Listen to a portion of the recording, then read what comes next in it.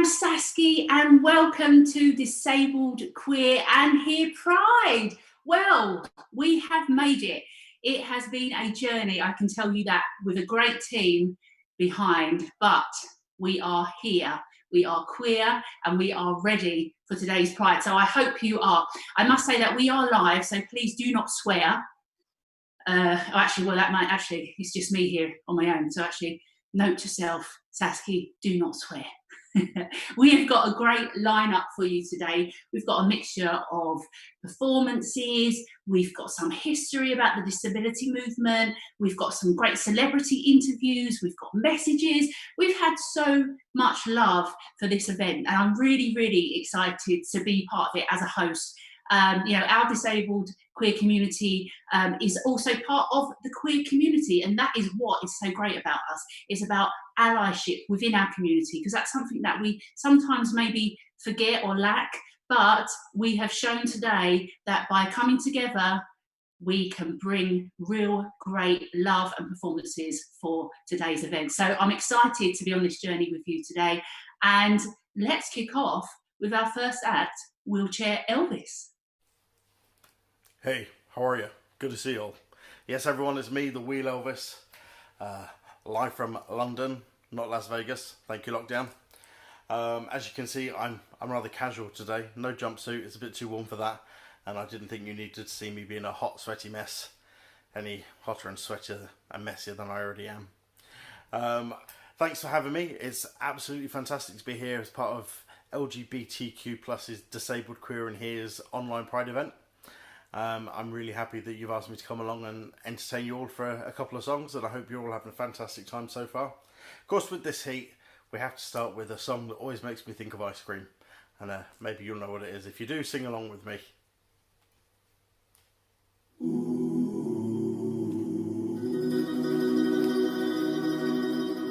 Oh, I really fancy a 99 right now. It's now or never, come hold me tight, kiss me my darling, be mine tonight,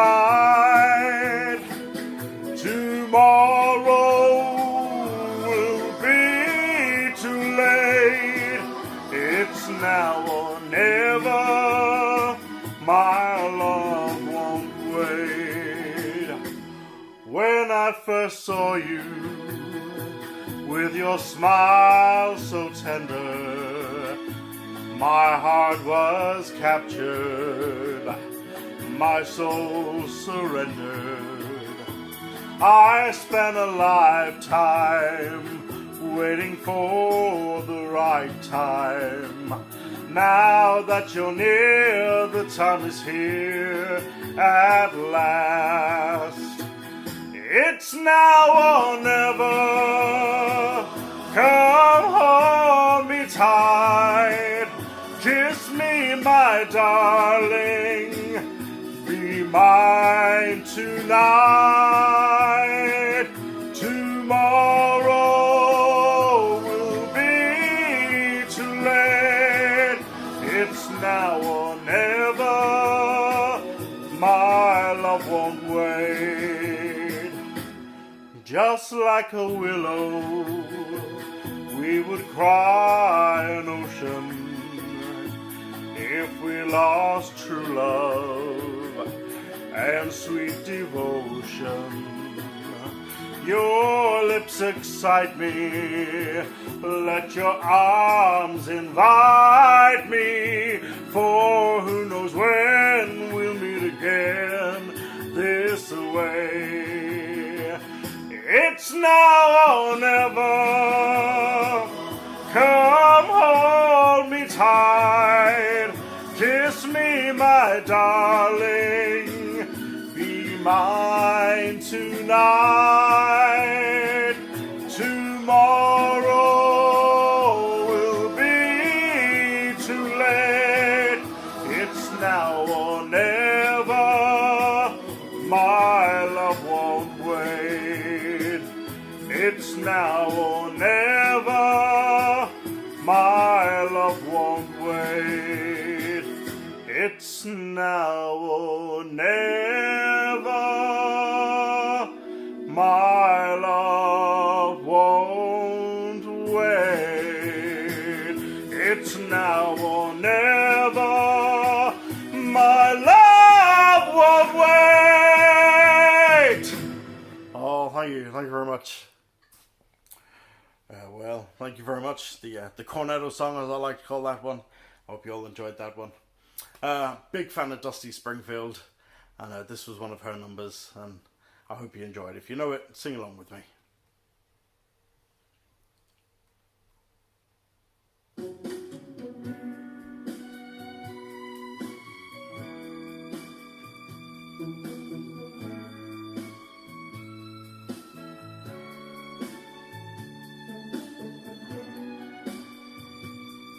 One of those smoochy numbers.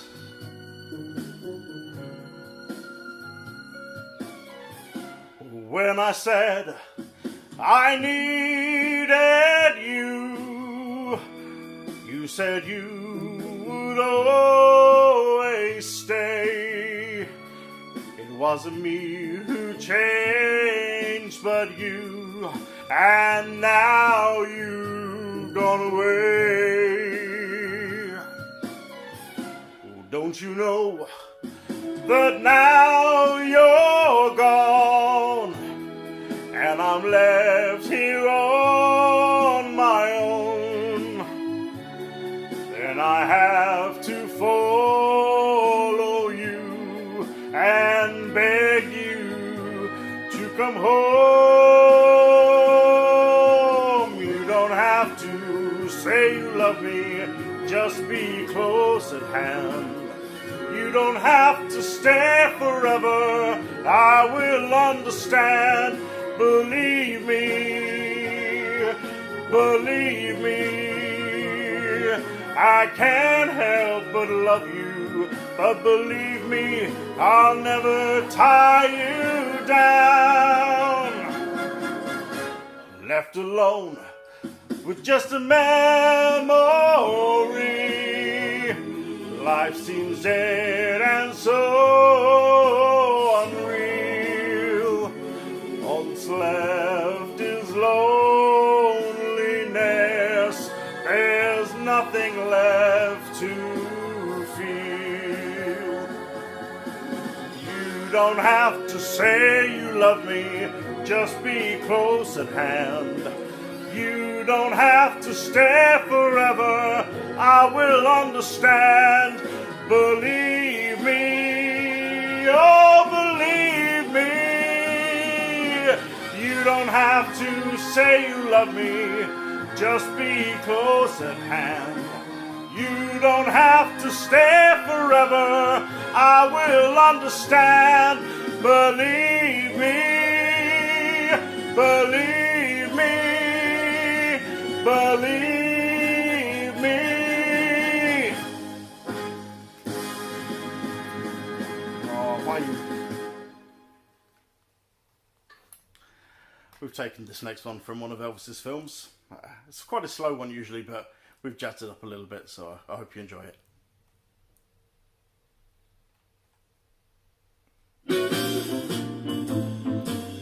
I will spend my whole life through loving you, loving you. Winter, summer, springtime too. Loving you, loving you. Makes no difference where I go or what I do. You know that I'll always be loving you, just you. And if I'm seen with someone new, don't be blue, don't you be blue. I'll be faithful, I'll be true, always true, true to you. There is only one for me, and you know who. You know that I'll always be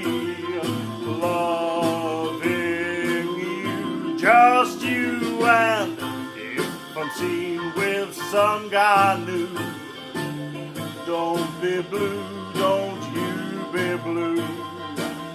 I'll be faithful, I'll be true.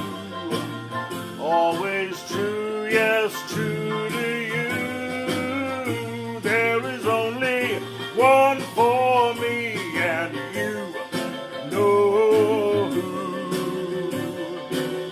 You know that I'll always be loving you, loving just you. Oh, thank you very much. Well, folks, it's been an absolute pleasure, as always, singing for you all. I hope you've enjoyed it. I know I have. I hope you're staying cool, staying safe, staying healthy. I'm going to finish this one off for you all now. But I hope that you all stay really well, and that hopefully we'll be able to see each other in real life out there again soon. Anyway, you take care. And if you know this one, I want you clapping along, singing along, and make sure you have a good time.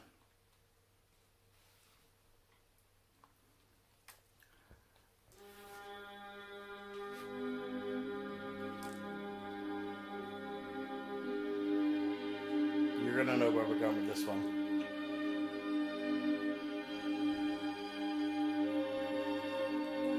Okay. Here we go now. I want to feel those hands clapping and those knees tapping. We're caught in a trap. Oh, oh. I can't walk out because I love you too much, baby. Why can't you see what you're doing to me? When you don't believe a word I say, we can't go on together with suspicious minds, and we can't build our dreams on suspicious minds. So if an old friend I know stopped by to say hello, would I still see suspicion in your eyes? Now here we go again, asking where I've been. You can't see the tears are real, I'm crying.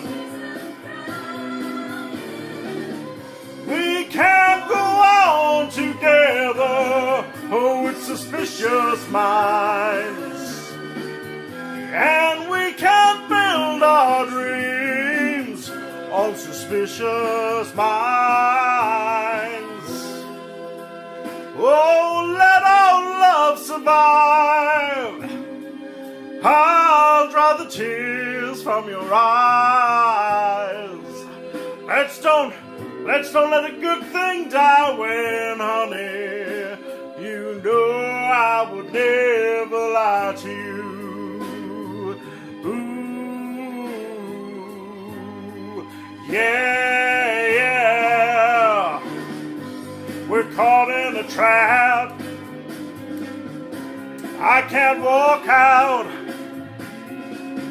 because I love you too much, baby. Why can't you see what you're doing to me? When you don't believe a word I say. Oh, don't you know I'm caught in a trap? I can't walk out because I love you too much, baby. Oh, don't you know I'm caught in a trap? I can't walk out because I love you too much, baby.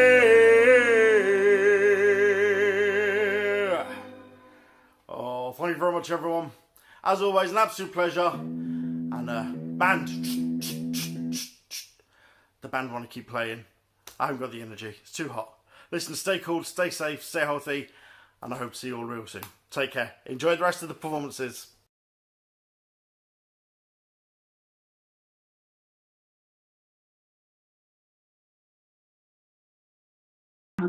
If you see me on karaoke, you're probably going to hear me belting out that number. And I do believe Caught in a Trap was the #1 first dance for most weddings in the 1980s. Just kidding. Maybe for those divorcees, they may be seeing Caught in a Trap.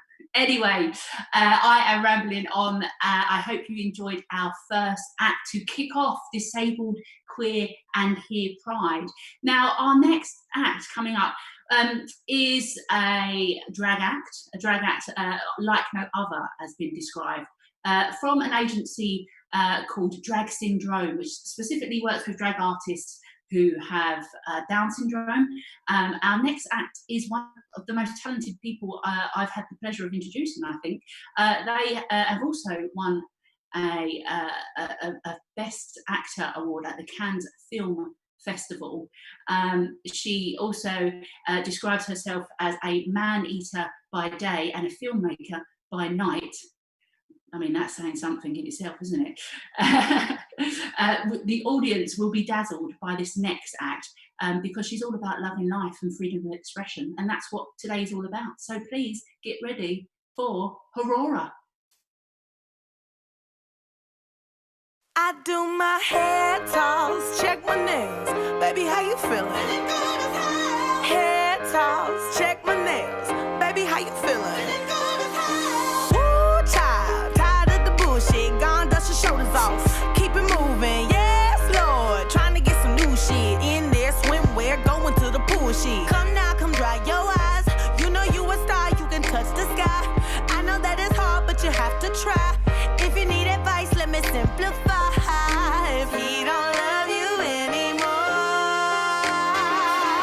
just walk your fine ass out the door. I do my hair talk, check my nails. Baby, how you feeling? Hair talk, check my nails.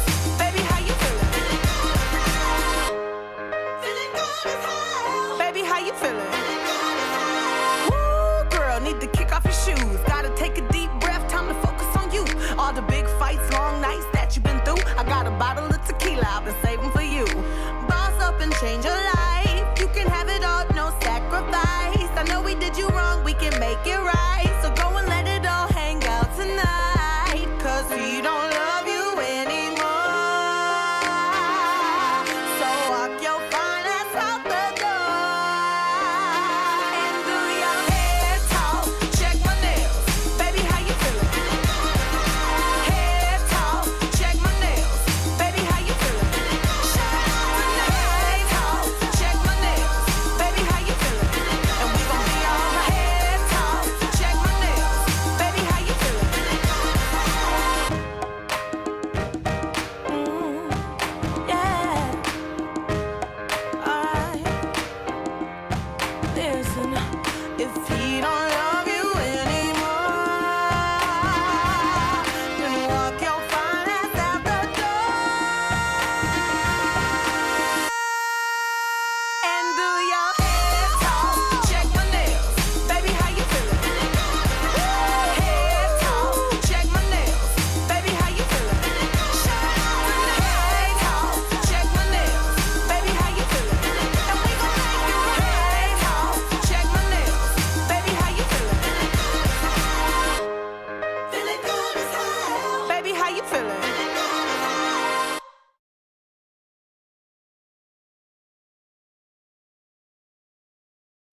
There we go, Aurora there. So we wouldn't be here today if we didn't give you any sort of background or history on the disability rights movement, particularly the struggles for the LGBTQ plus disabled community as well.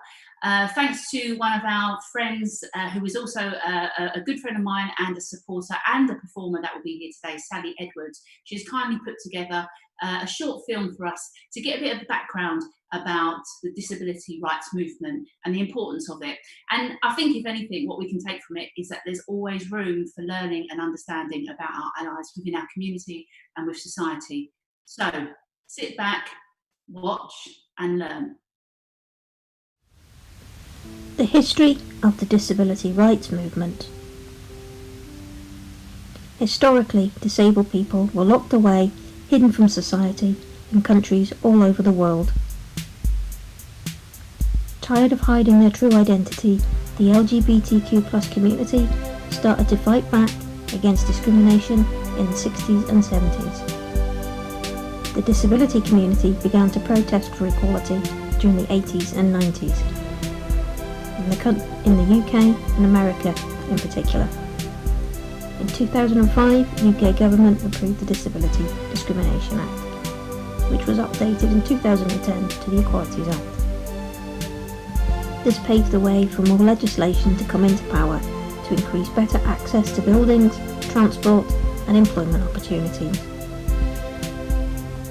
More people with disabilities can now play a more active part in society, but there is still a long way to go. During the 90s, the disability arts movement was born, showing the lives of disabled people in a much more positive light, even breaking into mainstream UK entertainment TV, giving people like me exciting new opportunities to become performers and artists, giving us the courage to truly be ourselves and become active members of the LGBTQ+ community. We would love to be able to share more of our work in venues alongside our non-disabled peers. We have come a long way and we're here to stay.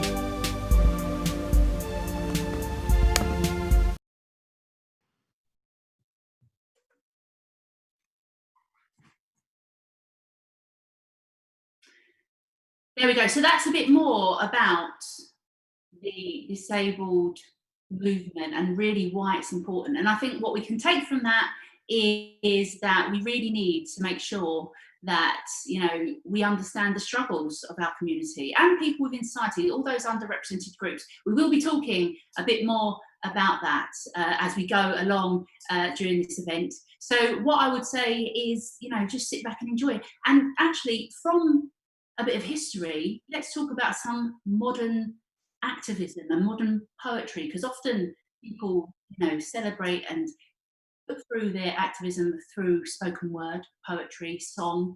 And today I'm really excited to say that we've got our next act coming up with great hair, which is something that I'm always a lover of. But please sit back and watch Genevieve L. Walsh.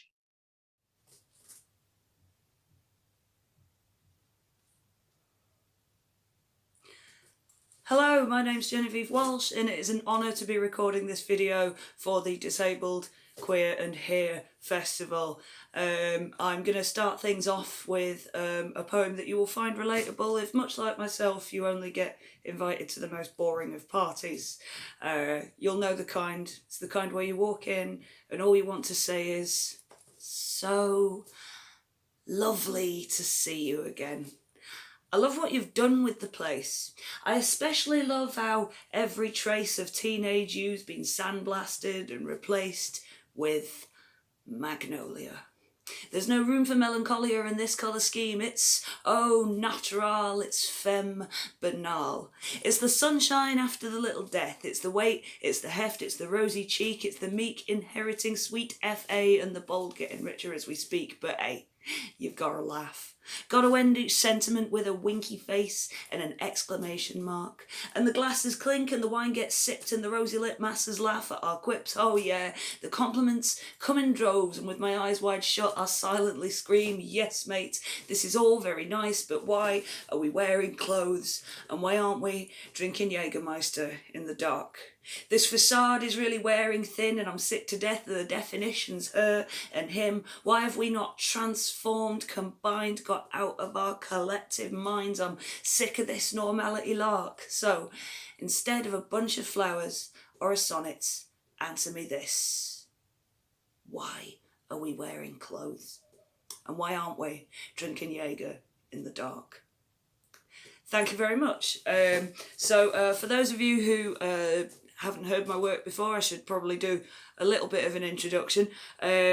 I'm a poet based in Halifax, famously the home of Gentleman Jack. That's the lesbian diarist, not the whiskey, just to be clear. You already knew that. I'm a non-binary, bisexual, epileptic poet, which means, in basic terms, yes, I will go and see Kylie with you, but I'll shut my eyes during the strobe lights.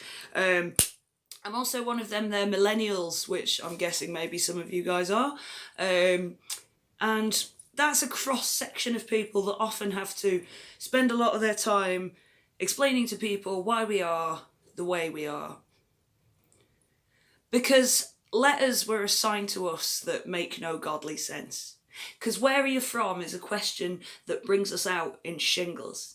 Because all we are is stark frayed edges, blue tack turning grey at the corners, fresh cardboard boxes and dashed promises. Because permanence to us is so fictional, it's hilarious. Because we're broken, meaningless chains of code. We are back-to-back obvious punchlines, instant noodles and tepid sex. We are eye-popping statistics that no one double checks. Because we're generation whatever next. Generation you couldn't make it up. We are no smoke without fire.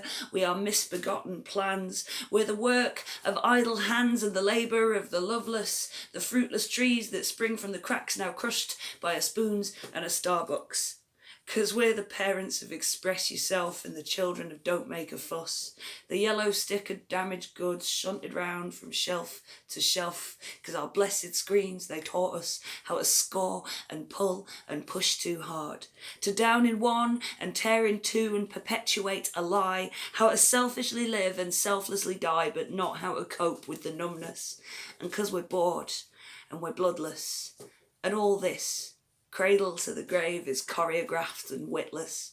Postcodes and pigeonholes. Astral signs and borderlines, X's and Y's that paralyse us. Thank you. As I previously mentioned, I'm bisexual and non-binary. I came out as bisexual in 2002 and as non-binary last year, and I found that coming out is I find the term coming out of the closet to be quite a strange one, because I found it can actually be an awful lot more like having your coat stuck in one of those revolving doors. So you keep trying to come out, but it can take a while. And also coming out in terms of the visual aspect of the whole thing can be quite confusing. Being a millennial, I grew up at a time when there weren't really any bisexual characters on TV or anything that you could emulate, and it took me a very long time to work out that what a bisexual person looks like, if you are one, is you. And despite yourself, you could cut away at the flesh that lets you resonate, that pumps red blood to the blackest parts of your dwindling semi-human heart. You could carve away at the loud eccentric bits of you that fail to pass, curl up and hibernate in a habitat of sticks and stones, despite the bones of you that love the night and shudder at the sight of pink that drink in schadenfreude and exhale wanderlust. This katzenjammer of a place is a world of paper shadows, where you rein it in and you shake it off and you raise a veil of doubt. Despite archaic platitudes that cut you off for now, just knock yourself out, our kid. Knock yourself out. Thank you. So this is the final poem that I'll do, and it's the title of my first book, and it seems quite an important poem to do right now, because for queer and disabled people, lockdown has been difficult for a lot of people. Disabled people have found it quite hard, to say the least, to have their needs met, and a lot of queer people, particularly a lot of trans people, including a lot of trans people that I know very personally, have struggled due to having to live in situations where they cannot be themselves. And if there's anything you should be able to do in these days, it is be yourself. So if you fit one or two or all of those categories and you feel that you are alone, I just want to assure you that you are not. This poem is about a dance that we have all done far too many times. It goes one step left and one step right, cigarette down, the dance of 1,000 losers. Danced in every mirror to every sad song, every howl, every tragicomic hairbrush hymn.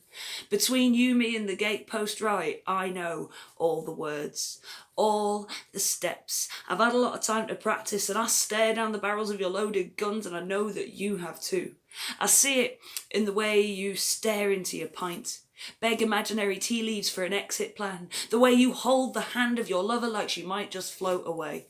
In your good housekeeping brushstrokes, I know that you've got your dancing shoes on, love, but you've just nowhere to go, 'cause this town called last orders long ago. The DJ's packed up and gone off home. We're left to hum and kick our heels and choke on the mangled demo reels in a perfect plastic prison where we sweat pub snacks and we groan. But you never really dance the dance of 1,000 losers on your own. You'll see it in the way she swigs her pint, in the way he hangs on your every word like it might just float away. You'll see it in my anime brushstrokes, love, and you'll know. Thank you very much. I've been Genevieve Walsh. Stay calm, stay together, and stay safe.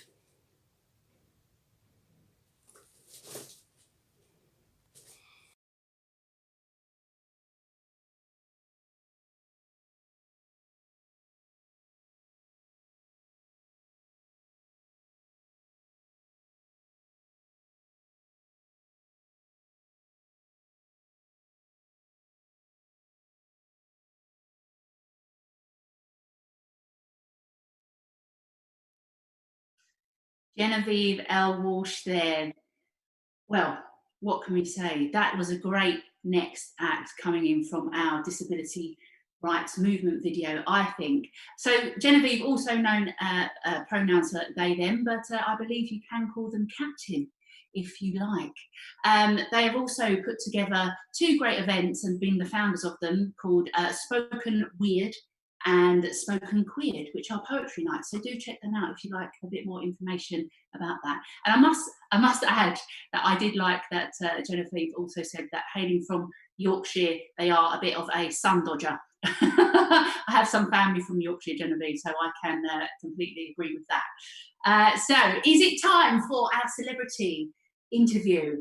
Oh yes, I think it may well be. So I've been really fortunate to have some lovely celebrity people that want to get involved in Disabled Queer and Here, because again, this is about bringing the communities together, and it's not just about people within our community, it's also about our allies. We always need allies. It's something that we're going to be talking a lot about today. But as a celebrity ally, I'm very excited to introduce our next celebrity interview. I just want to say a bit more about them before I start. So this person, he's very, very much about inclusion for everybody.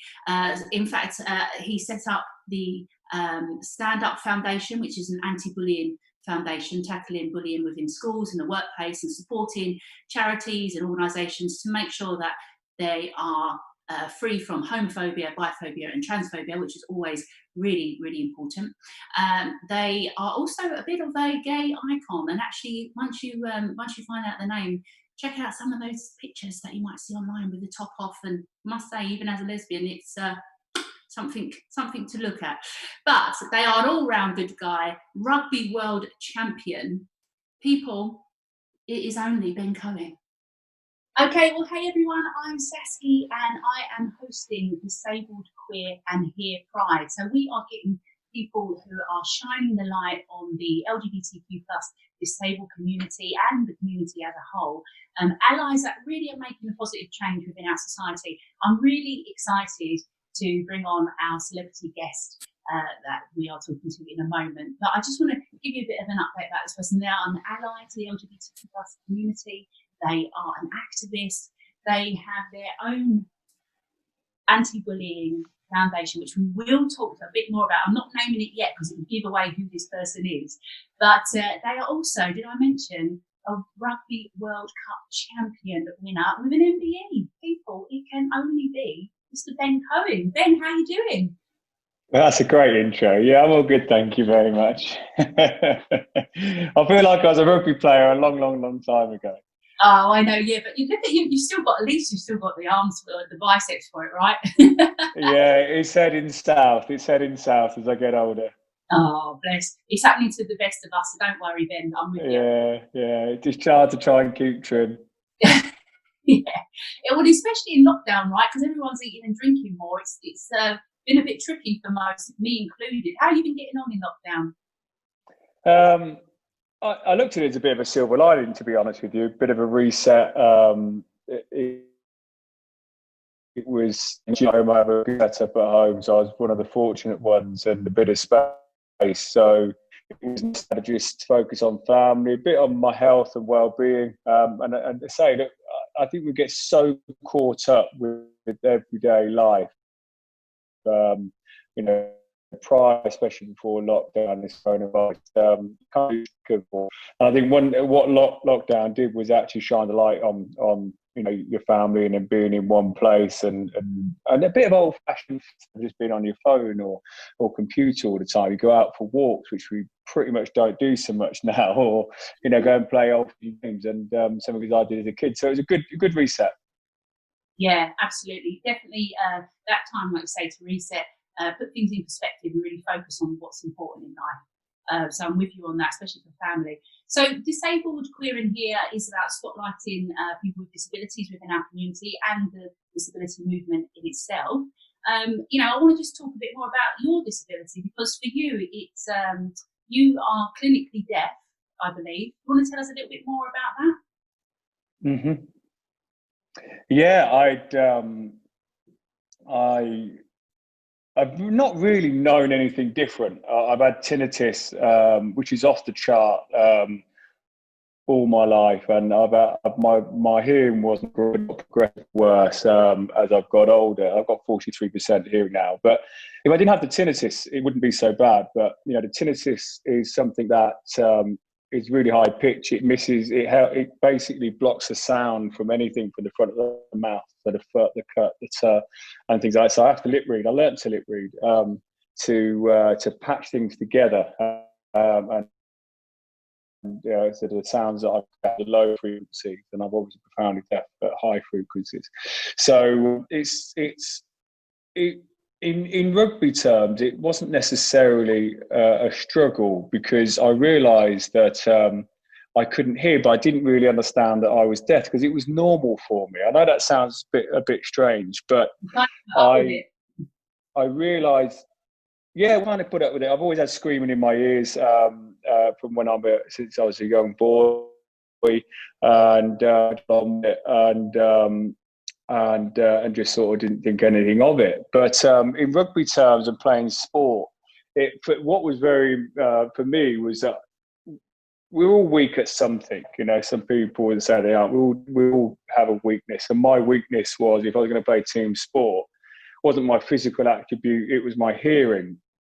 And I'm the second highest try scorer for England of all time. And it's because purely for the fact I couldn't hear anyone to pass the ball to, so I just get the ball and run. But I made my weakness my strength, and I used to commentate out loud and talk and communicate with people around me. But also I realised actually being loud, you got the ball more. So I used to scream and shout, and everyone used to pass me the ball. Like, yes, this is great. So really try to make my weakness as my strength, which was the most important thing. And I think when you're in a position like that, and there's people that are obviously far worse than I am, that you have to be an optimist. You have to have your glass half full. Yeah, absolutely. And I know when you've spoken about you didn't pass the ball much, your teammates thought you were just ignoring them. So I bet that works really well in the pub when it was your round as well, did it? Absolutely. I always used to be going to the toilet at that point. I tell you what, though, it's really interesting because everyone used to think that I was incredibly arrogant, and I used to walk past people and they would speak to me and they'll go, "What an ignorant so and so! Isn't he even said hello?" And the fact is, I couldn't hear it. I just couldn't hear them.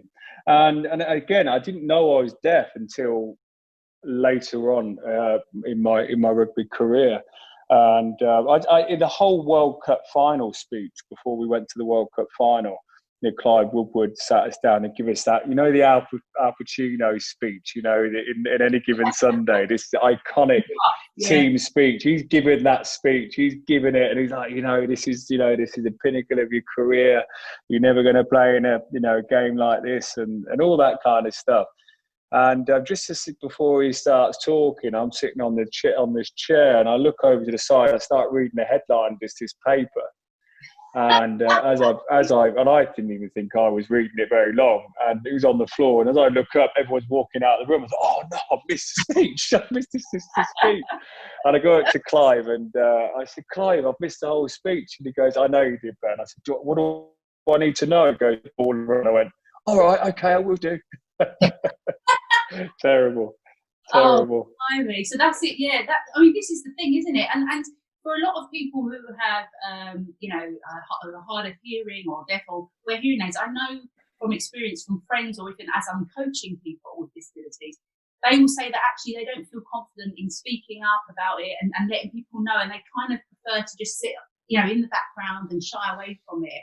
So, it is something that, people really need to have more confidence about. So on that, I know that you are actually working hard or have been working hard as well, to make rugby more accessible for hard of hearing and also particularly young deaf players. I mean, do you think it's changing much within the sport and sport in general?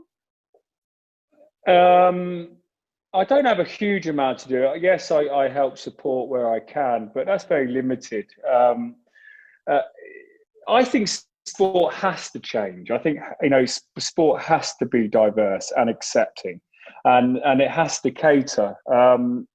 We all see the abled sports at the forefront of it, but everyone should be able to play sport, regardless of what their disability, sex, race, gender is. And unfortunately, sometimes that does play a part. But we are a lot better now. We are looking at homophobia, transphobia in sport now. That rugby's made a big leap into that. We know a lot of work with racism, although it's still around in football. I mean, we do talk about it now. And sport has a major impact on people's lives day in, day out, and they work and live around the sport.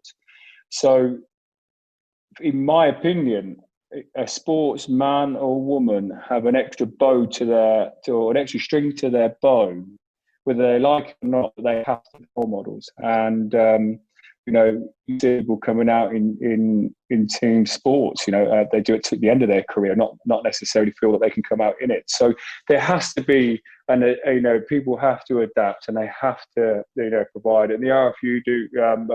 I do speak to people that who are deaf in sport. There was a lady who's for England rugby, who's deaf. I spoke to the coach. What do I do? How can I help her? So yeah, it's nice to be. It's nice to be able to speak to people and help with your experiences. They're playing at obviously elite and high level, to be able to pass that experience down, which is really important. And then I do feel that it's making great strides in, I think, generally across the board. I know some are going to be further down the line than others, but it is a talking point. You're going to tell me now there isn't, I know. No, this is why I love it. I knew I was going to say, this is actually the truth, Ben. Well, statistics say, Ben, actually. No, basically, this is what I love about you, because, you are a role model, you are an ally to the LGBTQ+ community, you are someone that does speak up for people, for the underrepresented groups. And there are not a lot of people that necessarily would do, and you use your platform to highlight that. And with that, you've obviously set up, the Ben Cohen Stand Up Foundation, which is your anti-bullying foundation. And that's, helping stop anti-bullying in the workplace and schools, and working to support organisations and charities to improve that inequality. So, I mean, tell us a bit more about that. How is that going? Yeah, I mean, when I set up in 2011, people thought I was nuts, right? You know, what's a straight sportsman, world champion, covered to the end of his career, setting up an anti-bullying foundation, which is, you know, not just around bullying. It's that broad spectrum of why people get bullied and what they get bullied for. And that's around equality, diversity, and we look at a very broad range of bullying. And so, I mean, it came around because my dad was murdered. My dad was murdered in 2000, protecting someone. And that for me was probably the catalyst after being angry and went off the rails a little bit to inspire greatness. And that greatness was to become the best winger in the world, best player in the world in my position, win a World Cup. But ultimately, you know, when I was coming to the end of my career, there was a fan page on Facebook that was set up in honour of myself. It was 37,000 people on it, and they're all men. And I didn't know what the hell that was for. And it was set up by a guy in Paris. And actually, once I took this fan page over, and I discovered that I was an apparent gay icon, which I hadn't got a clue what that was. And I actually felt, you know what? It means it's probably because I posed in my underwear at some point. Yeah. I think I thought, actually, I do share a story with these guys. Yes, I'm straight, but I suffered at the hands of other people, and how devastating that can be. So as a social commercial brand, we sold products to support the cause. We wanted to be a grant-based organisation, support organisations doing real-world work, highlight what they do, give them money if they apply for a grant, appearance or media, or one or two or three of those. And we had great success. You know, we built a brand with Nike. We set up a Nike coalition group. We had great partners in Kills, Microsoft. I set that up in America in 2011, and that was it's a great success. I'd done my job. I let that get taken. I think the LGBT Sports Foundation, that is now. And I set the foundation up here in UK in 2012. But it's hard. Foundation work is hard. Yeah. Really tough. You know, it's really more competitive than business. You know, trying to get the money, everyone's, you know, doing the same work, and we try and get people to share data, you know, do different work so the money goes further. You know, it is a difficult place. Yeah, absolutely. But the work you achieve is amazing. Well, this is it. Yeah, it's all for a good cause, isn't it? And it's, you know, you are really reaching out to so many amazing, like I say, organisations and people, and in it, the work is life-changing for many people, you know. So just rounding up, knowing, you know, as a positive role model, as a gay icon, and also as, you know, just an amazing person that you are, because I always say, oh, you know, I've only met Ben once, but it was just such a lovely, down-to-earth person. You know, there'll be people tuning into Disabled, Queer and Here today, or on Saturday, because it's pre-recorded, but on Saturday, and, you know, they'll be hearing your story, they'll be seeing what you've done, and learning more about you. But they will still not maybe have the confidence to, you know, to go for their goal or achieve their dreams because of their disability. Seeing how you've overcome yours, I mean, what sort of motivation or advice would you give to those people who maybe felt that was a barrier to stop them achieving their goals? My words of encouragement would be is to not give a shit what other people. It's important that you go out and enjoy and want to achieve what you want to achieve. And I think that's important. I think there's a lot of energy sappers out there that want to bring you down and be negative. Try not to surround yourself with those people and live life. Go and get it. Absolutely. That's it. Wise words once again from Ben Cohen there. Thank you so much, Ben. I really appreciate your time. And you know, I'm a bit of a smoothie with my words, Ben. Do you think I'm quite good like that, am I? Yeah, you make me blush. That's what it is.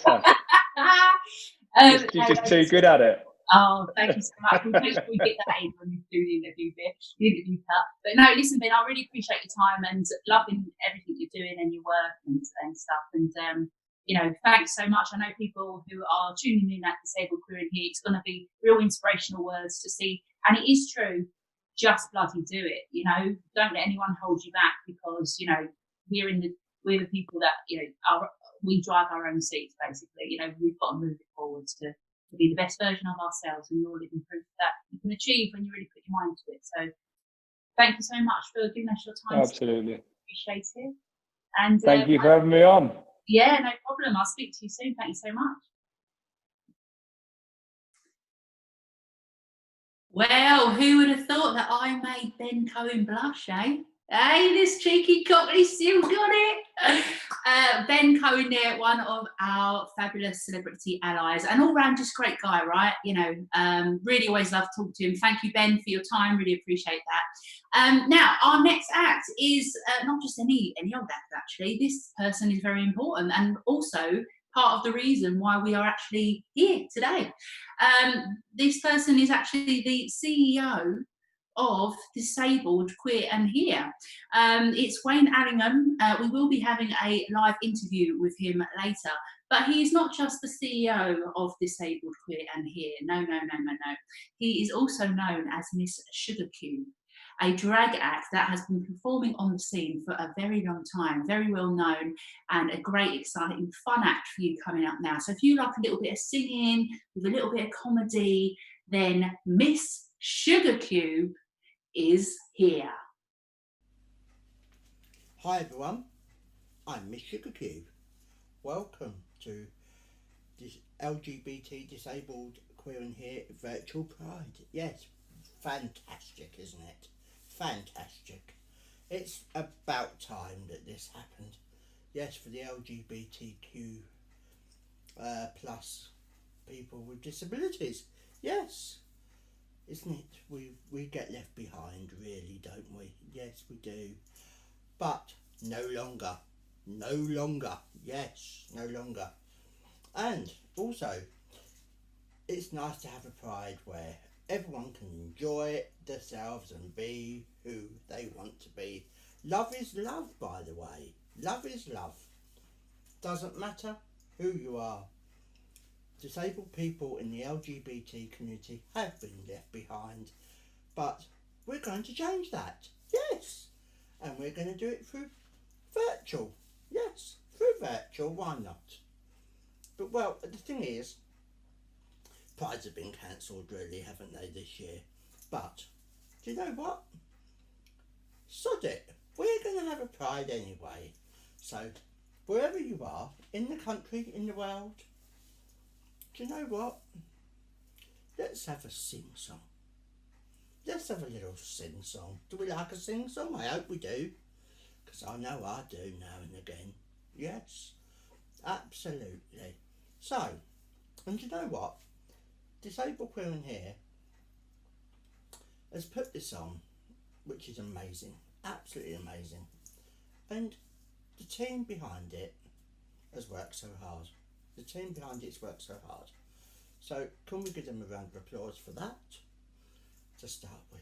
Yes, a round of applause for that. And also, the thing is, we need to be part of the community a lot more. We need to be out there, we need to be included in everything. Yes. Look at my status, coming up there, yes. But further ado, we're just going to go and have a little sing-song. Do we like a bit of ABBA? Do we like a bit of Mamma Mia? So, I'm going to do a little song for you.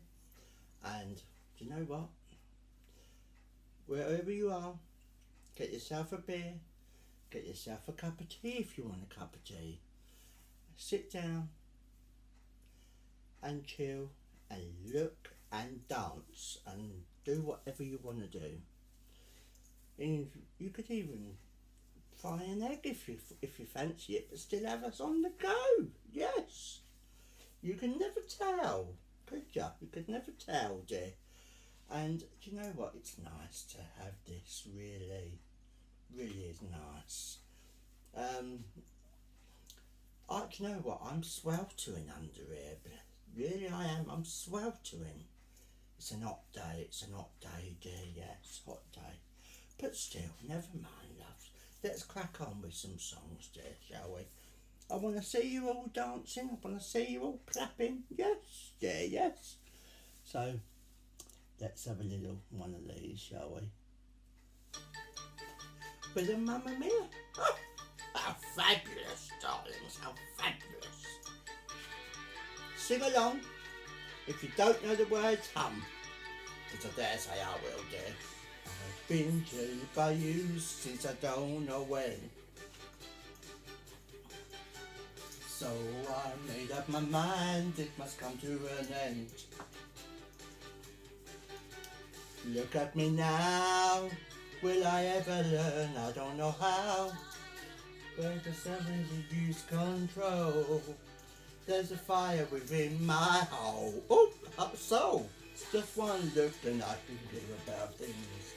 One more look and I forget everything. Whoa, whoa, Mamma Mia, here I go again. Why, how can I resist you? Mamma Mia, does it show again? Why, just how much I missed you. Yes, I've been broken hearted. Ooh, since the day we parted. Why, did I ever let you go? Mamma Mia, now I really know. Why, just never let you go.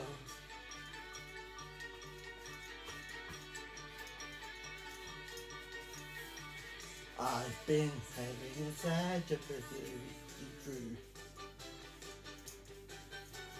So I made up my mind to with you.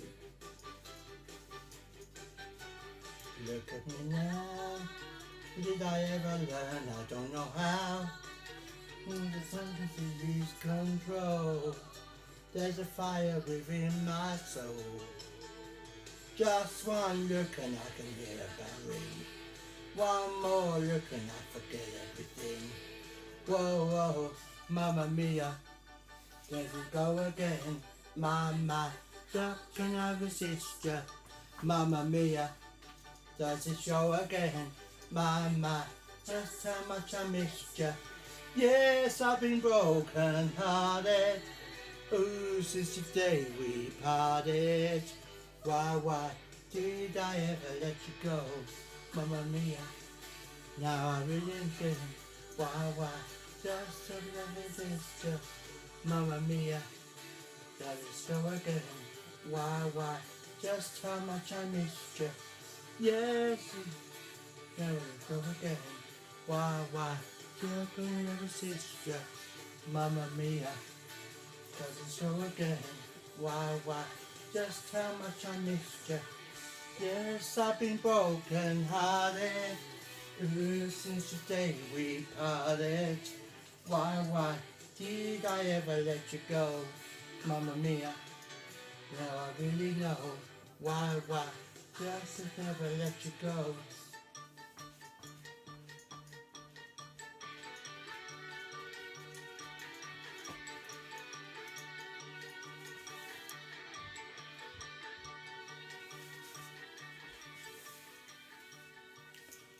And wow, that was fab, wasn't it? Oh, it was fabulous, dears, wasn't it? Fabulous. So, what did you think of that? Did you clap? Did you enjoy it? Or did you say, oh, go away, dears, go away? Well, do you know what? There's more where that comes from. And do you know what? Do you like my outfit, dear? Do you like it? Do you like this? It's like,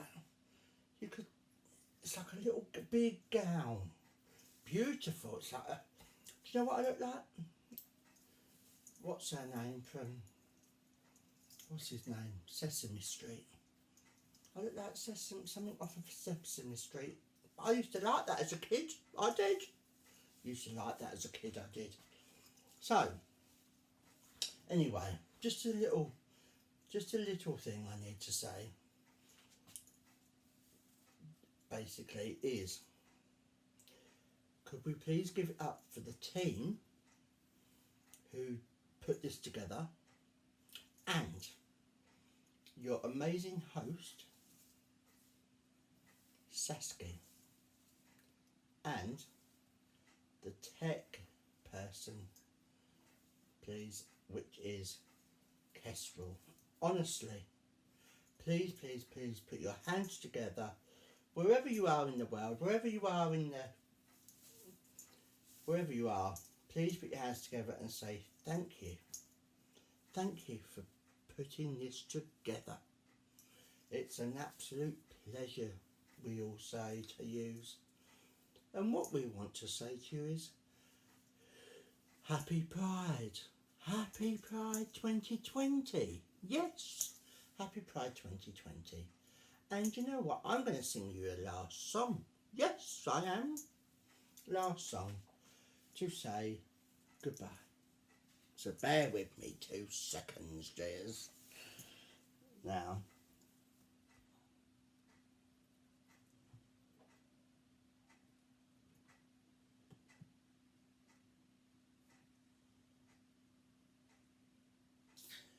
still.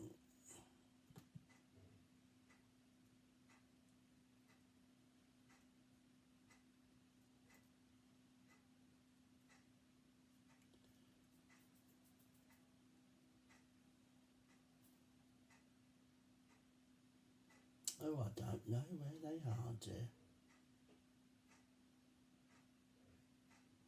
Well, we'll go with this one. Oh, no, this one. Here we go. Sorry about that. But do you know what that's worth? Who heaven is a place on earth. They said heaven, love comes first. Who ain't heaven is a place on earth. Who heaven is a place on earth.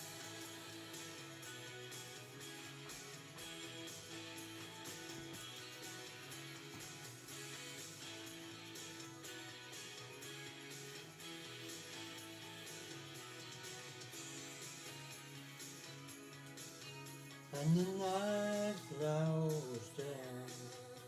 I wait for you and just come around. And the flowers and the light. The sound of you, sound of you is right. He's looking to the roof. You hold me close, but not too soon. Sound of you, sound of heart, you let me up. When you wear your car, ooh baby, do you know what that's worth? Ooh, heaven is a place on earth. Say heaven, love comes first. Ooh, in heaven, a place on earth. Ooh, heaven, a place on earth. When the line is so low, I wait for you and to come along. Lost at sea, I hear your voice and it carries me. This film is just beginning. You broke your hand and miracle is winning. To be up and to pray before, I'm not afraid anymore. Do you know what that's worth? Your turn.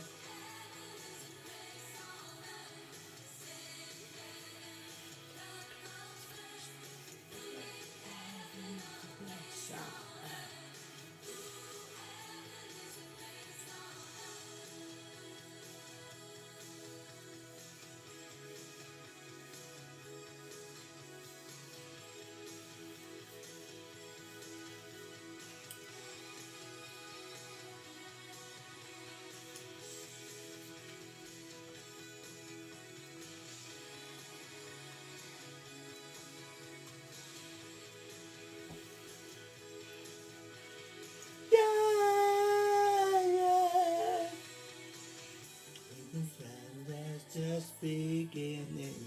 To walk your hand, that miracle is winning. To be out as a played before, I'm not afraid anymore.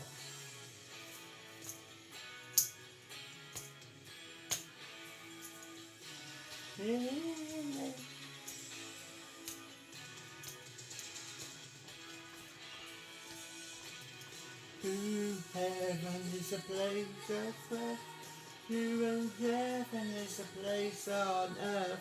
It's in heaven, love comes first. Ooh, and heaven is a place on earth. Ooh, heaven is a place on earth. Ooh, heaven is a place on earth. Ooh, heaven is a place on earth. Ooh, heaven is a place on earth. Ooh, heaven is a place on earth. Heaven. Wow. Well. Give yourselves a round of applause. And that was my last song. I've got to go. I've got another show to do. Yes, I've got another show to do. So, from Miss Sugar Cube to you, goodbye and happy Pride. Happy Pride, everybody. And love is love, no matter what. Love is love. And also, 2020 Disabled Pride virtual on YouTube. I salute you. Well done and good night. Goodbye. Hello, I'm Victoria Broom and I'm an actor, and I want to say Happy Pride Month. I'm learning, so bear with me. I just feel that we're all part of a rainbow spectrum, and LGBTQ plus disabled people are all part of our LGBTQ plus family. Nobody is different in any way, and I want you to know that I am an ally to you all, and I think it's really important that your voices are heard in our community, and that we in our community all listen, and we're all together and we're all part of this on our rainbow journey. So again, I want to say Happy Pride Month. I hope that's how you say it. Okay, thank you. Oh, thank you, Victoria Broom there. Good friend of mine as well, and I really love that. As she says, you know, she's learning, and that's what this is all about, you know, with sign language, taking some time out actually just to learn a bit more about people within our community, because by learning and sharing and understanding, that's how we can come together, work towards equality and really start making change. So thank you, Victoria. And thank you, Miss Sugar Cube. Yes, how amazing was she? As I said, Miss Sugar Cube, aka Wayne Allingham, also the CEO of LGBTQ plus Disabled Queer and Here, and the reason that we are actually here today. So we will be speaking live to Wayne a bit later about that journey and the reasons for setting up this event in the first place.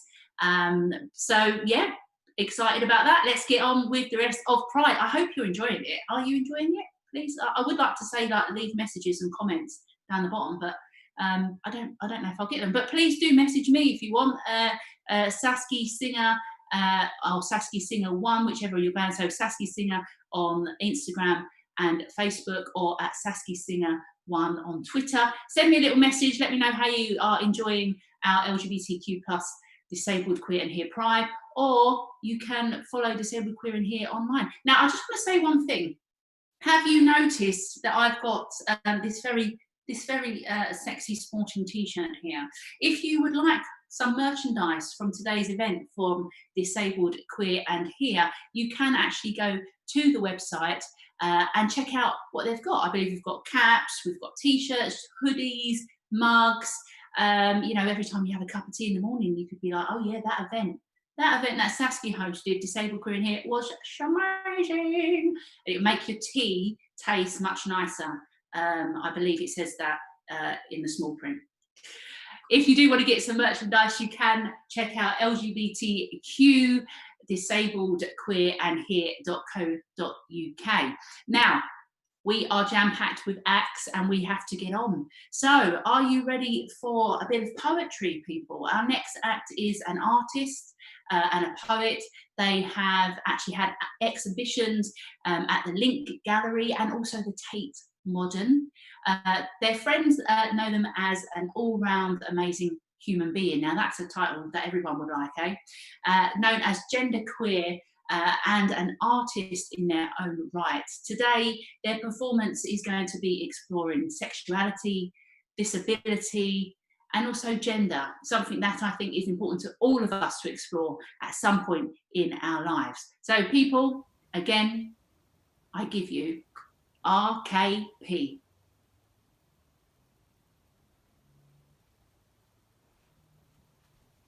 Hiya, I'm RKP. Thanks for letting me perform at your event. Before I get started, I just want to say that if you want happy poetry, please leave the room or mute your device and whatever you're watching this on. All my poems come with a trigger warning. But if you like what you hear, you can find me on Facebook and on SoundCloud. Just type in RKP Poetry and you'll find me. I'm going to get started on one about my pronouns, which are they and their, and it's called Your Pronoun ? They and their, they and their, they and their, they and their, they and their, they and their, they and their. Each time you say she or her, I'm reminded that I'm not her daughter. She'll never be a mother, but I'm not your sister. Neither am I your brother. You'll all sit there saying, be who you want to be. Be happy. Just be. My pronouns aren't heavy. I'm just so used to it, but change exists for a reason. But you're not a thing, and I don't feel seen. I don't feel there, 'cause hello, I'm standing right here. I'm neutral, a pH-balanced gender bender. Thank you. So for my next one, it comes sort of with a bit of trigger warning, and it's called Do What Simon Says. I was told once that you shouldn't play with angels. They're the tendency to rip off halos and use them for frisbees.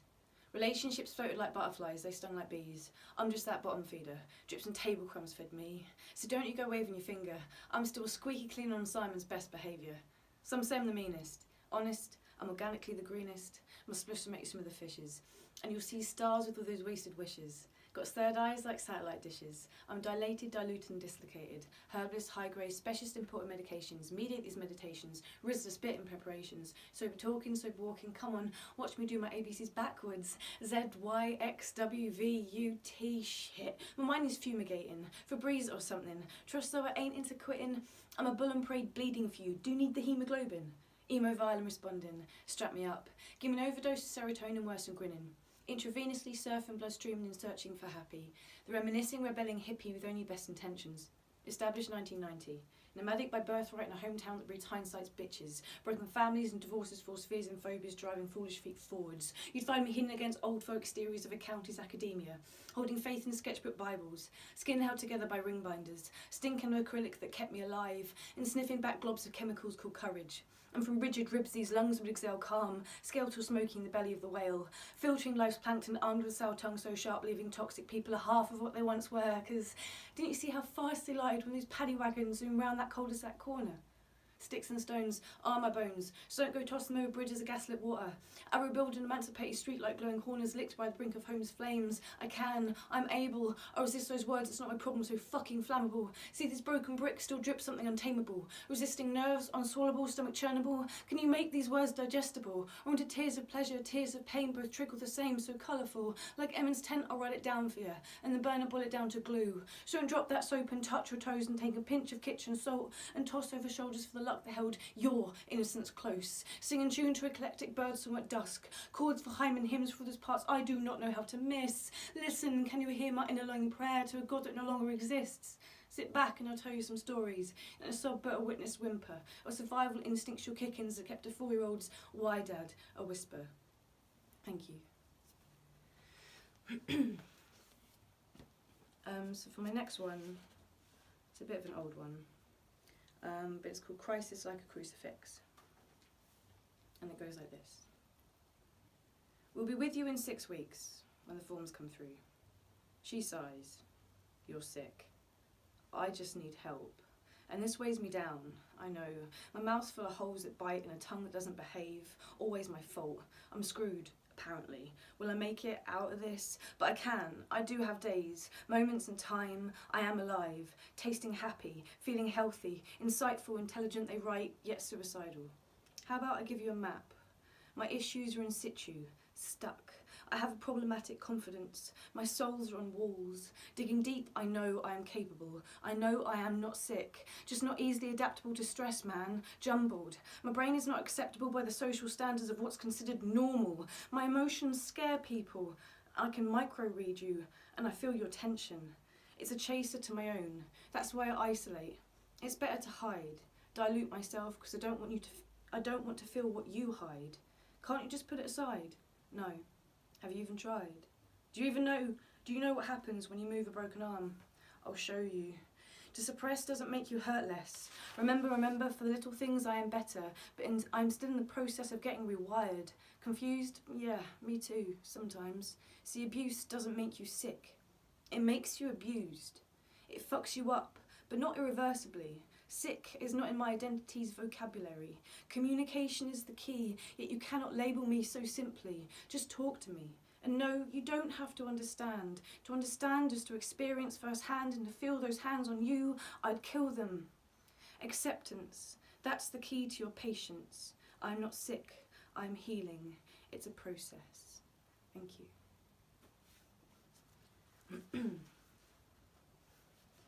So for my next one, sort of goes from like a similar sort of feel, and this one's called Coping.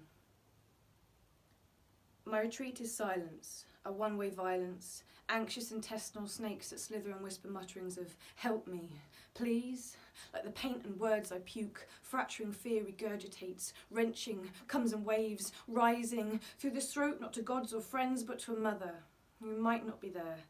Got soul, but where does it go after? Because I can't feel you anymore. Only a cliche pain no man's land as long as Bible spines. Dodging shadowy puddles 2020 with a crick in my neck. Keep looking over unsure shoulders. Tired and sitting in the corner, rocking chaos, rhythm the disorder. Skinning up with bottom the bag Rizzler. Biro stains to taste. Ink the atoms and breathe. In, shaking.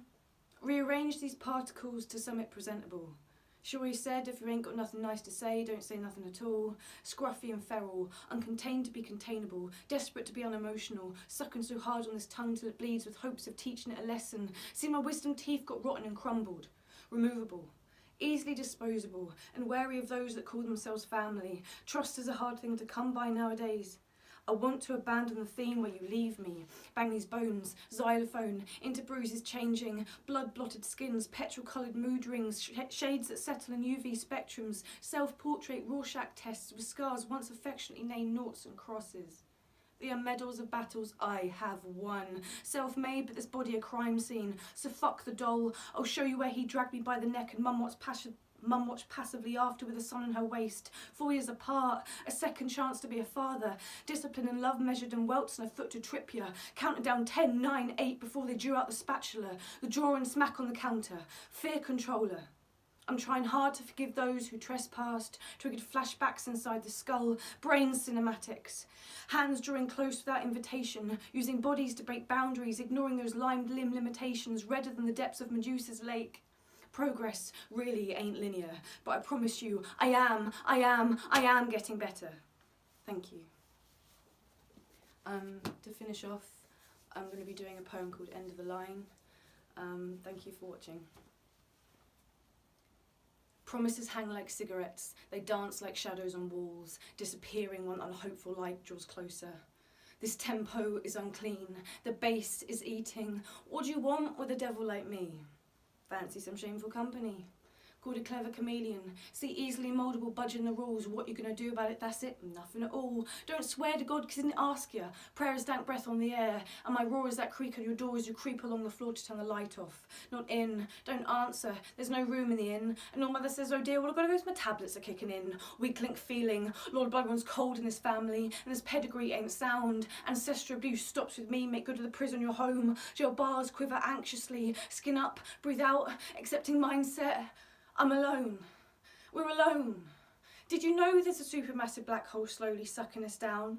Let the pressure take and fold. The Milky Way is a dark, cloudy Monday beginning just to end. Is this to exist, no presence? Cause we got on the blink of your baby's existence. It's a different politic. Quick perspectives, conspiracy speculations, and thoughts drip out at me like wet cakes. Voices push past colour like supernovas. Oh father, leave my frontal lobe. Grabs you tool. There's no point. Tune in, turn off, drop power, drop the remote.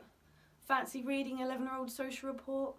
They're stuck, and we forget that rabbit lights throw you. And here we go again, you're plugged into the troubles of a loser. You'd see the reality, what they did to me if our bodies weren't healers, all the bruises, all the lines, love bleeds, an evil eye, nostrils and lungs. I'm ugly, no features, just middleman numbers. Would you meet me at the gates? A bothersome burdened, black, tarred and feathered soul. Do you think they'd call out my names?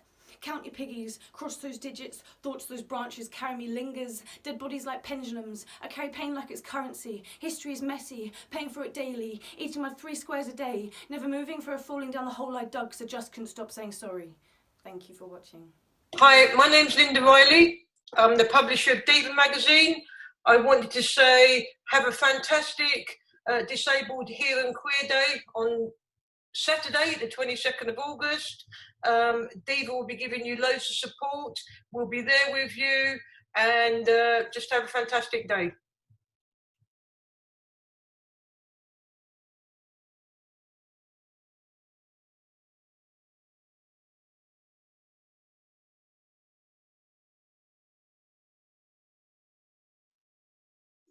Oh, thank you so much, Linda Riley there, another good friend of mine and someone who is a true ally to the disabled queer community. Linda Riley, as you will well know, is the publisher of Diva magazine. And I'd just like to say a big thank you to Diva magazine as well as Linda Riley, because you know, Diva magazine really support our community. They support queer women within our community, but actually as a whole, the whole LGBTQ plus, you know, from hand on heart, a big love to you, because you really do help make a difference, and especially for this event, you've been really great and supportive. So thank you so much as always. And also, what I would like to point out about Linda Riley and her events is actually they are accessible for people with disabilities. They do really work hard to be inclusive, so wheelchair accessible, and also very often there'll be BSL or subtitles to support deaf or hard of hearing people. So these are ways in which other events can actually look upon to see what people are really doing in order to make change and make their events more accessible. You know, it's actually really quite easy, as we will hear when we have our live interviews with Wayne Allingham, CEO of LGBTQ plus Disabled Queer and Here, and also one of our other live interviews coming up shortly, Sally Edwards. But before that, we have our next act, a well-travelled, well-seasoned drag queen, I believe. Again, coming from the talented agency of Drag Syndrome. Apparently the next drag act will take you down in any quiz, as they are very knowledgeable specifically on music, which will, you know, as much as I am a singer, I will probably lose straight away on that. I just sing like whatever's on the radio at the time, or half the time. But with our next act coming up, again expressing themselves through freedom of being their true beautiful self as a drag queen. Please everyone give it up for Nikita. Awfully pretty, but too much. See, I like that. No, I'm not cutting my hair. Who said anything about you cutting your hair? You can wear a wig. I'm wearing one right now.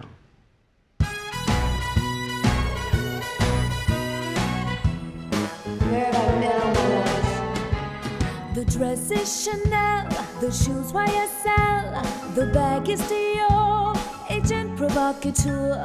My address today, LA by the way, above Sunset Strip, the hills all the way. My rings are by Webster, it makes their heads twirl. They all say, darling, what did you do for those pearls? What? I am a good girl.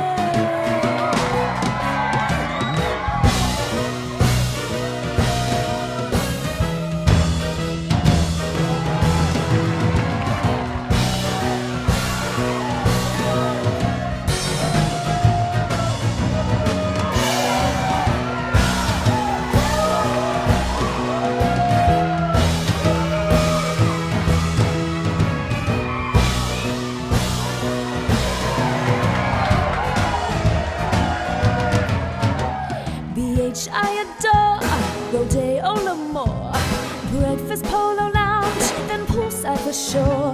The chateau for cocktails, the courtyard at night. Dantana's for dinner, the Helen's divine. You know I have found the words gone around. They all say my feet never do touch the ground. What? I am a good girl.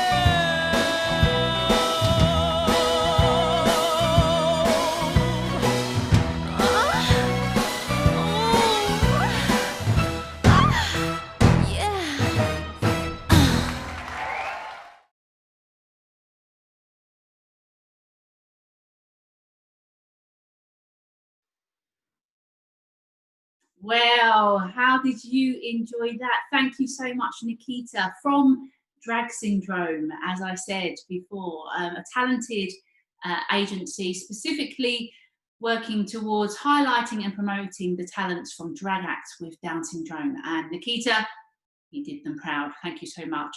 Now, this is the part where we go live to one of our great allies to the community, people within the community, someone who I'm very proud to call a friend of mine as well. I'm just going to go live before I introduce this person. What I'm going to say to you is they are someone who wears many hats. They are a writer, they are a life coach, they have a podcast, they have been a dancer previously as well. We're going to hear a lot more about this person coming up next. So please, everybody, welcome live. It's Sally Edwards. Sally, how you doing? Hey, hi, happy Pride. Oh, that is amazing. So put that on again. Let's have a look. Oh, As well, there you go. that Happy is Pride. that is so cool. You kept that one hidden, didn't you? And you've got, you know what I love about that, Sally, is that you've got the full, sort of like the new version of the Pride flag. And I really think that's important. I always much prefer and think it's really important that we do have the full new Pride flag, because if we're talking about inclusivity, I love it, you know, it's including people from the trans community, you know, our queer people of colour, and it's just an all-round real visual spotlight on who our community are and how it makes us up. Sally, how are you doing?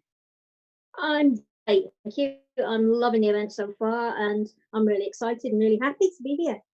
Oh, thank you. I know, right? I mean, I just have to say, people who have tuned in, and you'll see that Sally and I are talking now, behind the scenes. Now, this event was brought together by quite a small team, and it includes Sally Edwards as part of it. There's been actually 4 of us really bringing this event together over the last few weeks, and many sleepless nights, lots of hard work, lots of bleeping, bleep, bleep, bleep, and exclamation marks, trying to pull it all together. But we, as I'm sure you'll agree, Sally, haven't we had some, you know, we've been calling ourselves the dream team because, you know, as well as allies and great acts, together we've all, you know, we've all brought it together to come to the event that it is today, right? Oh, absolutely. I mean, the level of commitment and work and the hours and enthusiasm that everybody in the team has, and along with their expertise as well and their knowledge, let's not forget our technical wizard out there as well. You know, the team has just been incredible to actually work with. And leading up to the event this morning, when we were chatting at the last minute and I was getting ready, and you know, I got quite emotional thinking, wow, you know, for a few weeks now we've been working all so hard, and some of us have had to really get to know each other really quickly because, you know, people have come from all different walks of life with different expertise into this team, and we're here and we're making it happen, and it's now live. And for me, when I first started out as a writer 5 years ago, and started getting myself out into the community more and attending events and prides and festivals and things, I suddenly had this realization: where's the disabled community here? And from that point on, it sort of I'd made a mission, had a mission to sort of bring more people with disabilities into the community more and give them more of an opportunity to show all of our talents and to be inclusive and enjoy what everybody else within the community enjoys. And being able to put on an event like this was part of that, was part of the dream for me back then, and part of the promise that I was going to try and, however long it took, make an event happen like this. So today for me really is a dream come true. So I'm very, very proud of everybody involved. Ah, that's so lovely to hear, Sally. And you know what? I can remember when I first met you. I don't know if you'll remember, but I remember actually it was at the Isle of Wight Pride. And you know, talking about accessibility, because the whole point really of Disabled Queer and Here Pride is about highlighting that the need for accessibility. And I always remember it was on quite a high up stage, and it was overlooking on the beach, and you were there. And you were saying, you know, I would love to be up on that stage, and you was actually there, you know, I knew you then as a poet and a writer. Obviously, I know you wear many hats, which we'll talk about after. But I think it just goes to show, you know, this is the importance of the spotlighting the talent, and creating the visibility for our queer disabled community, but also how, you know, how necessary it is and important it is that there is more accessibility when it comes to events. You know, we are live, we are virtual for this particular Pride, and that's been the case for, you know, prides across the globe, obviously because of the COVID-19 pandemic. But going forward, it is about, you know, making this a movement and showing, you know, that it's so important that everyone has an opportunity to fair access when it comes to events, you know? Yeah, absolutely. I mean, I think one of the positive things that I appreciated and learned by lockdown and the whole pandemic situation is how all of the other events and various prides and LGBTQ plus communities have come together online to still produce some kind of performance and entertainment for us across the community.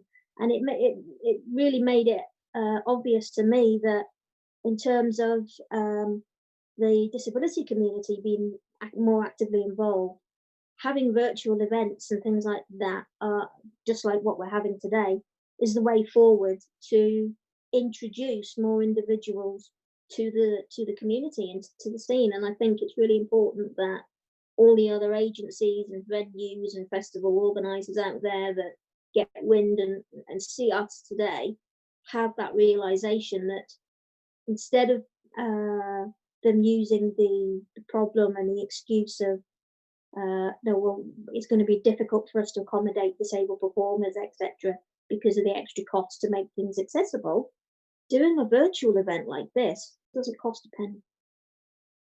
Well, this is I think, like you say, this is why, you know, the power of modern technology absolutely highlights that there's no real excuses now, right?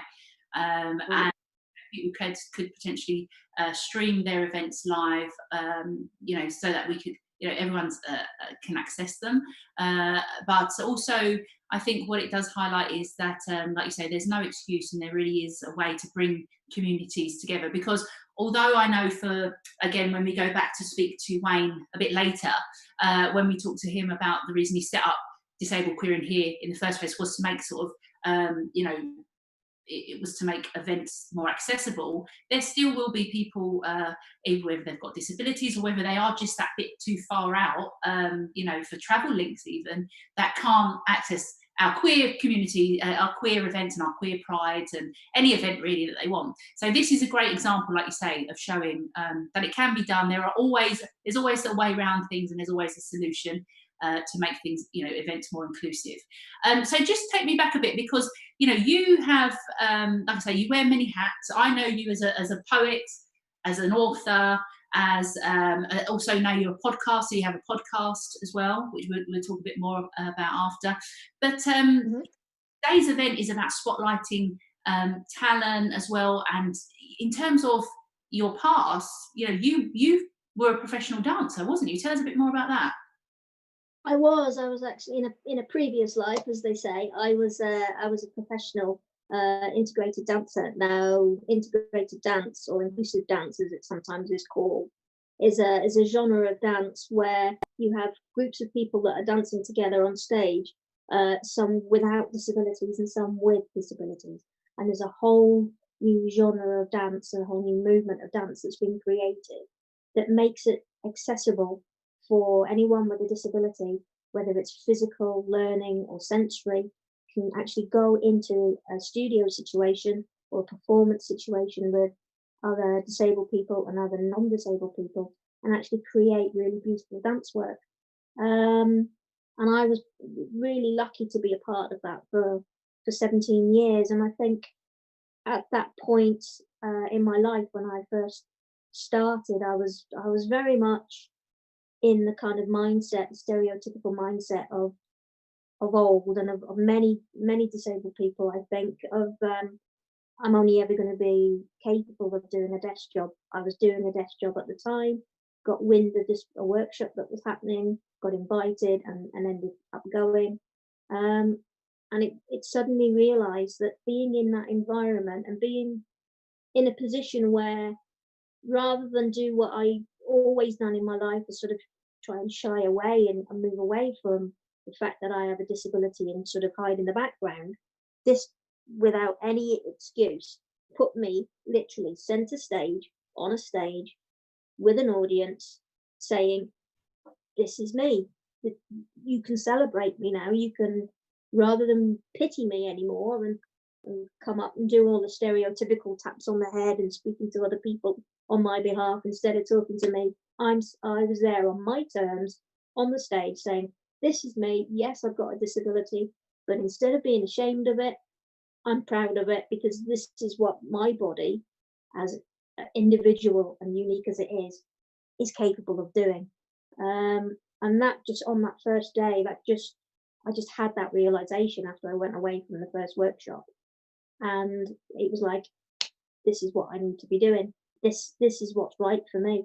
And from that moment on, the person that I was, the Sally that was, to the Sally that now is, really started to develop, and I really started to develop more confidence. Eventually, during that time, I was able to move out of the family home and live independently, which for any disabled person is really, really important if that's possible. And you know, I had the job. I ended up working for the dance company, first of all part-time and then full-time. And I used to go with the education team, and we used to drive up and down the country, teaching workshops, putting groups together, showing them, yes, this is possible and you can create work, performing on stages all over the country and abroad. We had a local news team come down and do a documentary about us, and which I was a major part of. And that was when I really started to be more comfortable in myself about my own sexuality. I was obviously meeting a broader spectrum of people out in the community, other dancers, and felt more comfortable about being who I was, 100%, with it. You know, that's the disability side and the lesbian side. And actually, the people that I was working with within my company were the first people I actually came out to, because the first time in my life during that environment is where I felt it was okay to do that. And it was from that moment on that my confidence grew, and to me ending up being here today with all the stuff that I've created and done for the community and for the disability community. And if it hadn't been for that dance experience, I would have probably still been sat in that behind that desk doing that secretarial work until I retired. So I really do have a lot to say, you know, to thank dance for, really, in terms of how it's really shaped my personality.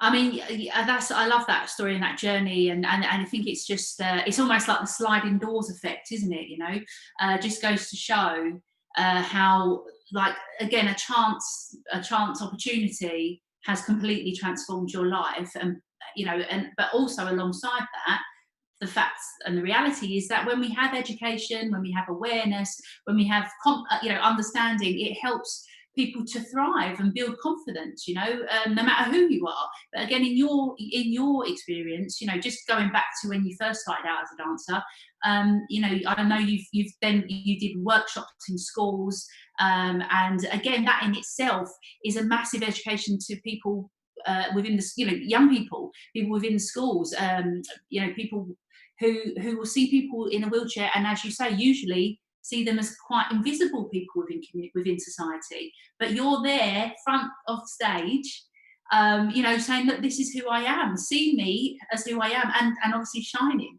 Tell us about the impact it had on young people.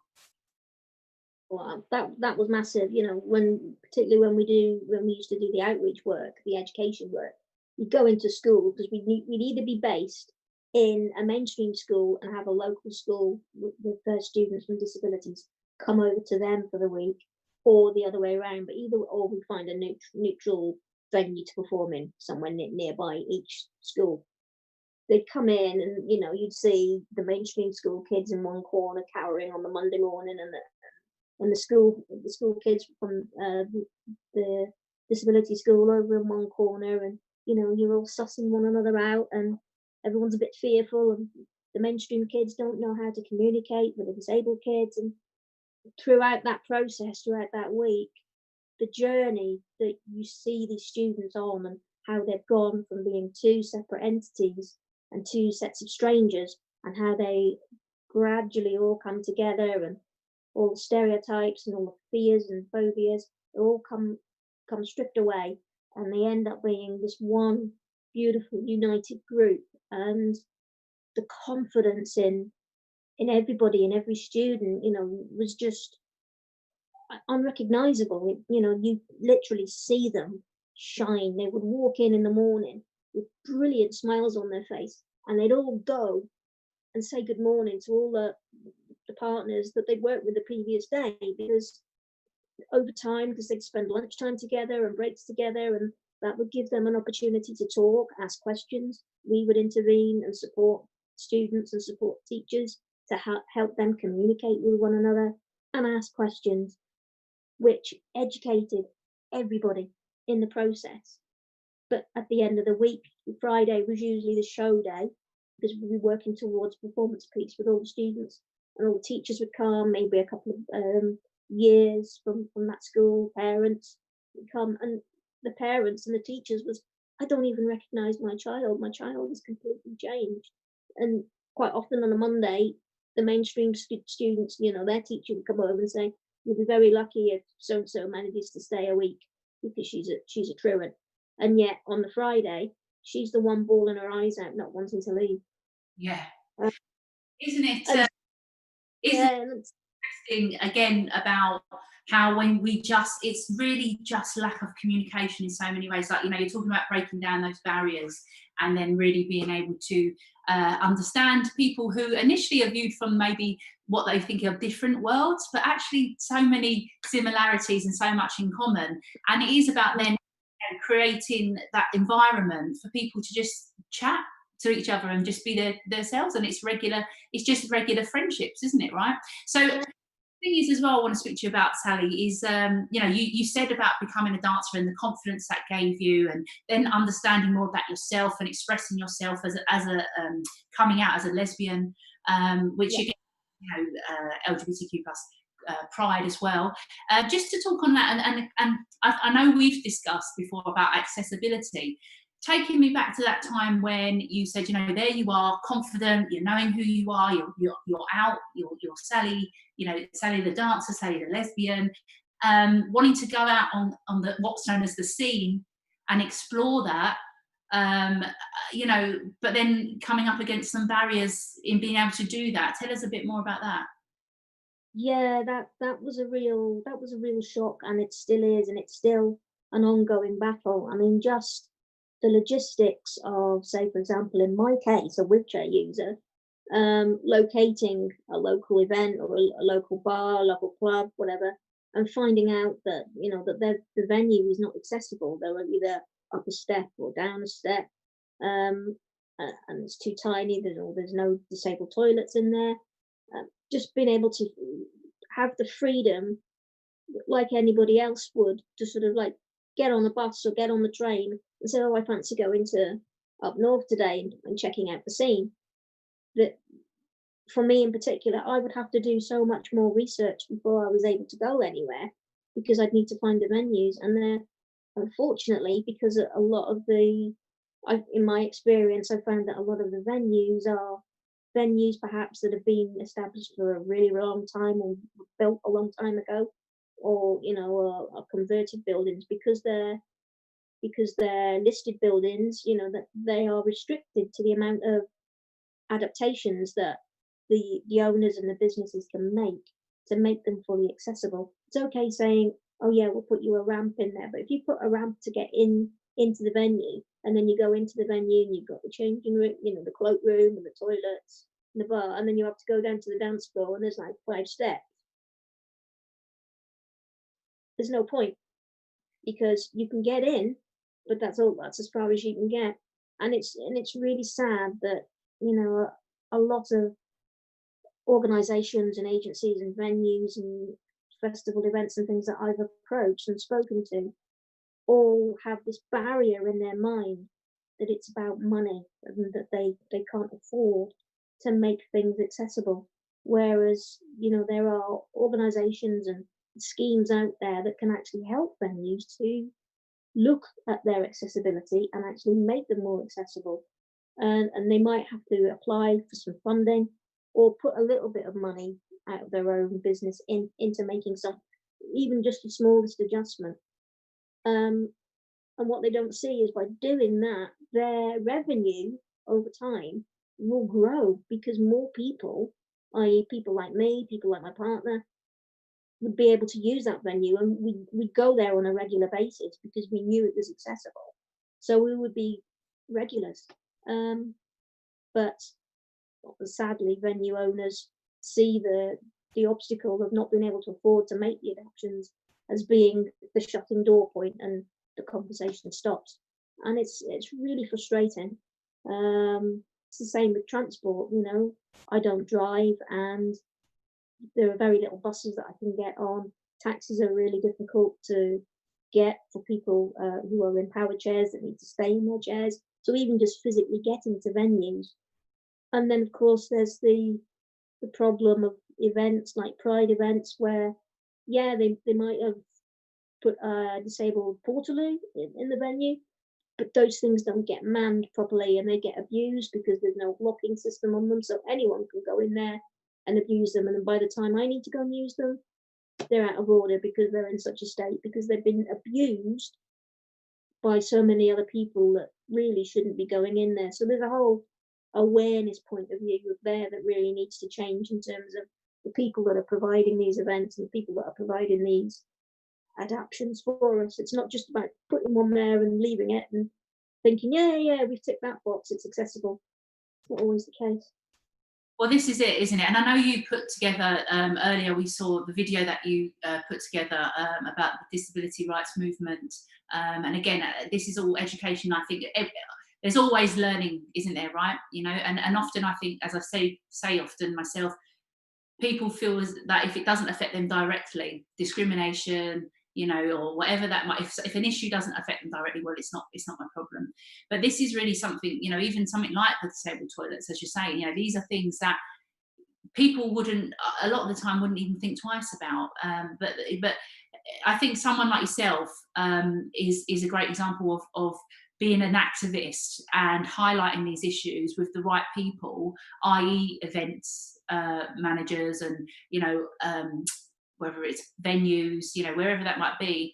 I know yourself and Wayne Anningham, the CEO of Disabled Queer and HEAR, both work hard, to try and make change and raise awareness. And actually for your efforts, you did win an award, didn't you, through the Diva Award? Yes, I did. Yeah, back in 2018, I won a Community Champions Award from Diva, which was probably the highlight of my career until today, actually. Just getting that for being an author and bringing the lives of disabled people into the consciousness of everybody else through my writing and also through my activism that I do through all of my socials. Because once I started to write, I suddenly realized that I had a really important role and responsibility that I was willing to take, to speak up, to be a voice for everybody else, to raise awareness. So that's everything that I'm about, with all aspects of everything, all the hats that I wear, is about raising awareness and education and challenging people to actually make changes that we actually need. And I believed that it wasn't just about the writing that I was doing. I believe that it was a combination between that and all of the activism work that I do. That I'm very fortunate enough to win that award in 2018, which was a complete surprise, because when I looked at the other people in my category, were world famous.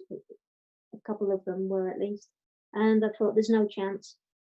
But it was an opportunity to get dressed up like any lesbian, get your suit on, get your posh hotel, beautiful dinner, celeb spotting, getting all the selfies with all the people from the community that were there, that was famous, which was brilliant. I thought, and meeting you, and you were dolled up to the nines, looking stunning as ever. And I thought, I'm going to have my meal, I'm going to enjoy meeting the celebs, I'm going to enjoy this environment, because I'll probably never be in a posh hotel like this ever again. And I'm just going to enjoy my night. And my category came up, and I was still eating my dinner because I got moved nearer the edge of the stage. And my category came up, and my partner was like, you're up. And I'm like, no. I was getting ready to clap, for the person that won. And they called my name out. And one of the people from Diva were behind me, because I was in shock. I froze. I was like, you're kidding? They got that wrong. Did they say my name? One of the people from Diva got behind my chair. I was in my manual chair at the time, pulled me away from the table and started pushing me up the ramp, because they were calling for my name. And I just froze and said, you need to get on stage. You need to get on stage. It was just incredible. And just, for me, that was really important, because it felt like all of the activism work that I was doing, and all of the visibility work that I was doing through my writing, I was finally being heard and finally being noticed, and that it was potentially opening up the doors for other people with disabilities to enjoy what I enjoy in life, in terms of being in the community and being recognised and being respected for. So although I got the award, and the award is in my name, and I will be always eternally grateful for that, I saw that as a victory for all disabled people within the community, because it was recognition. So it's my award, it's in my name, but it's bigger than me, because it's a way of the community saying, yeah, we see you and you are part of us. And that was just incredible. I know. I mean, I remember that moment when you sort of was up there on stage, and I remember you saying, "Oh, it was like something along the lines of, oh, I don't know why I'm here. I don't know what to say. I don't know why I'm here getting this award." And I just remember shouting out, "Because you're amazing!" Like, and it was me. Yes, you didn't know that, right? It was me. No. Yeah. And in the background, because previously we've been speaking to Duncan James during the champagne reception at the start, and I was telling him about the award, and the minute my name was called out and I was being pushed up the stage, he jumped up from his table and went, "Yes, Sally!" And he was the first person I heard, and I was like, Duncan James just said my name. Wow. I know it is. It was just such a great moment, and even being part of the audience when seeing you up on stage, I was really happy and proud and pleased for you, because I know you do all that work, and I know when you're doing, sometimes what people don't realise, again, behind the scenes, right, all the back office work or the activism work that no one's ever doing it, or no one ever should be doing this type of work to get that self-gratification, because it's all about making positive change for other people. However, people should understand that with that does come a lot of time and effort, and it can be hard work, and it can be quite lonely sometimes, right? You feel a bit like, am I the only one doing it? So So to get that, you know, as a Diva Award would have been, I can imagine, yeah, absolutely a highlight in your career. So Sally, the thing I just want to just touch on before we come to an end is you know, you, with all your work, with your activism as a writer, you know, you've kind of pulled it all together, and you use it now to as part of your as a podcaster. So you talk about all these issues with your podcast. So before we leave, just quickly give us an overview about your podcast and where people can tune in. Well, it's actually Disabled Queer and Here's fault that even started in the first place, because I recently did, during the early parts of lockdown, I was involved in one of their live events. I took over their platform and did some poetry and author readings that night. And we got talking afterwards, and I got really into, people were asking me questions about my experience and about prejudice and all the barriers that I faced. And I thought this would be a really good, because there wasn't enough time to talk about all of that during that night. I thought this would be a really good idea to take this subject and all of these subjects that are involved, all the subtext, and put it into something so I can actually express more about what I want to say about these things and get different people's perspective on the similar things. And I thought, podcasting, let's try it. So, you know, I did my research and got my head straight in terms of the things I wanted to say and the whole purpose of it. Got a name, got familiar with all the software, and Rainbow Warrior was born, and I'm loving it. I've had some really interesting guests on. And most recently, I actually plucked up the courage to invite Linda Riley onto it as well, and I have to say that's probably my favorite interview so far. It was a brilliant experience. It was an honor for me, but I think we had a really good dialect between us, and I'm hoping that she took away quite a lot of positives from it. And I'm loving it. I'm always looking for other people to interview and get other people's perspectives on our world within the community. So I'm always on the lookout for other people. I'm loving it. Well, you know, Linda Riley definitely would be a great person to interview. I've interviewed her many times before myself as well, so I know that she's always good. And also, what I love about Linda is that she just has real, genuine passion, and you know, it comes across quite effortlessly. She's pretty much, it is what it is. Let's work on this and do it. You know, very much a game changer in terms of inclusion. So Sally, I just want to say, sadly, we are coming towards the end of this live interview, and in a way, it's lucky for you, because then you get to go back and watch the rest of Disabled Queer and Here live, and fabulous acts. But before you go, you know, I do want to say thank you for all your support in helping us.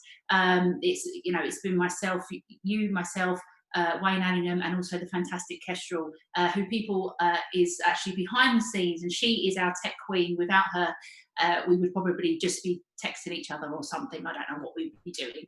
Kestrel, absolutely. Definitely. Yes, but Sally, thank you so much, and thank you for all your work and efforts, and just for being an amazing part of the community and an amazing person. And you know, as a friend, I'm always pleased to work with you, and I love the work that you're doing. And so, yeah, good luck with everything you're doing. And thank you, Sally Edwards, everybody. Thank you so much. And thank you for all of your support too for the community. Without your help, a lot of this would not have been able to take place. Your input during this process has been fantastic. So on behalf of everybody else, thank you. Oh, thank you, no problem. Actually, last thing before you go, your social media, where can people find you, Sally? Oh, right, yes. My author's Instagram is at Edigator1. My author's Facebook is Sally Edwards Author, and my coaching page on Facebook is Warrior on Wheels Life Coaching, and that's a coaching service that I've set up specifically to support other disabled people. Right, well, there you go, people. Make sure that you get on and speak to Sally, full of wise words of wisdom. Sally, thank you so much, and I look forward to catching up with you soon. Sally Edwards, everybody, thank you.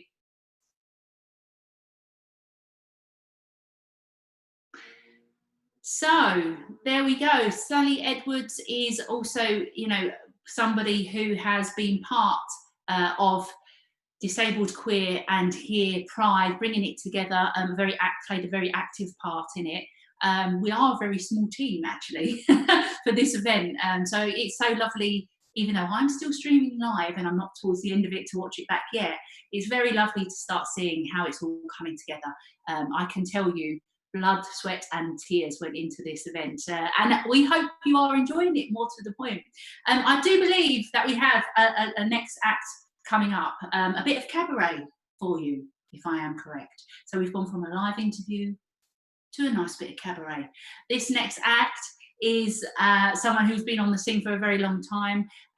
They like to be announced as a VIP, don't you know? So that's what we will be doing. We'll be announcing them as a VIP for a bit of lip syncing, bit of dancing, cabaret all round.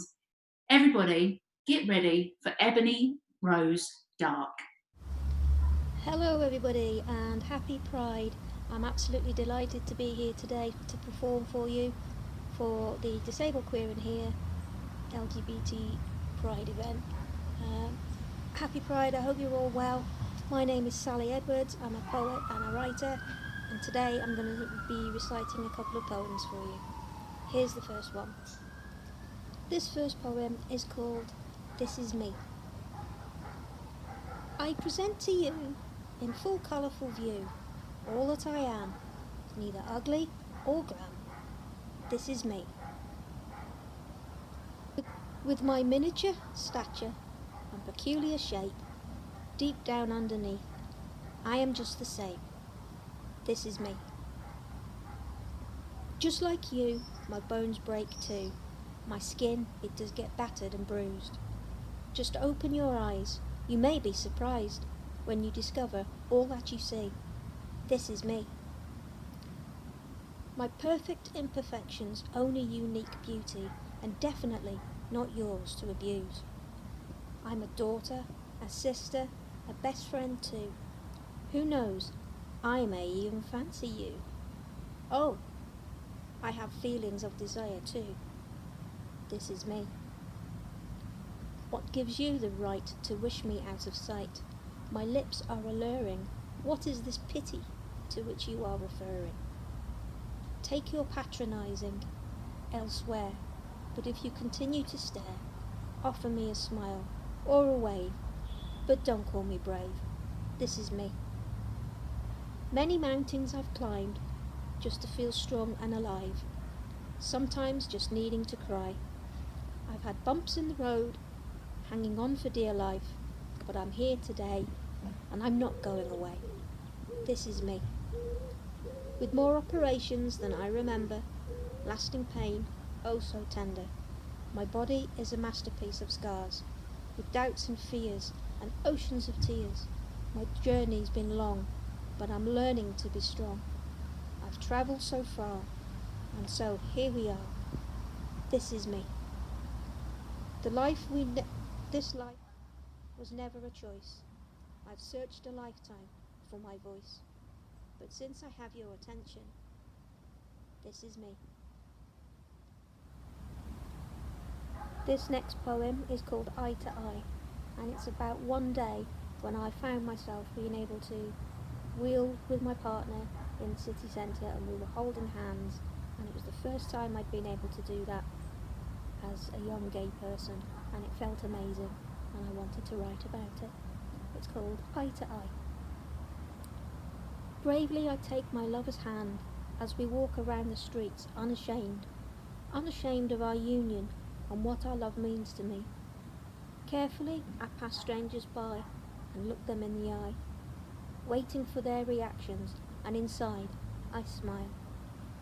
I know what I am doing will have many different results, but it's not me that needs to challenge to the perceptions and ignorance. We live in one big world, people. Don't hate my kind, for I am the same as you, loving, caring, and kind. Don't underestimate what a single look can do. It can fill your heart in a second, but it can completely destroy you. Open your eyes widely. Let the light of love rush in. Let your eyes smile with laughter. Let more love in. Yes, the eyes are the window to your soul. This we are told, but don't forget the power that one look can hold. See more deeply with your vision. Understand all humankind. Don't let your outside influence turn your spirit blind. Use your vision wisely. Look at me and smile. It might make me feel better if I'm having a bad day. It may make someone less lonely as they lay on blankets with no other place to stay. A single look can be a second long, but the right look can last a lifetime and make someone feel they belong. We live such a blinkered life, only thinking of number one, but one eye-to-eye conversation can speak volumes to someone.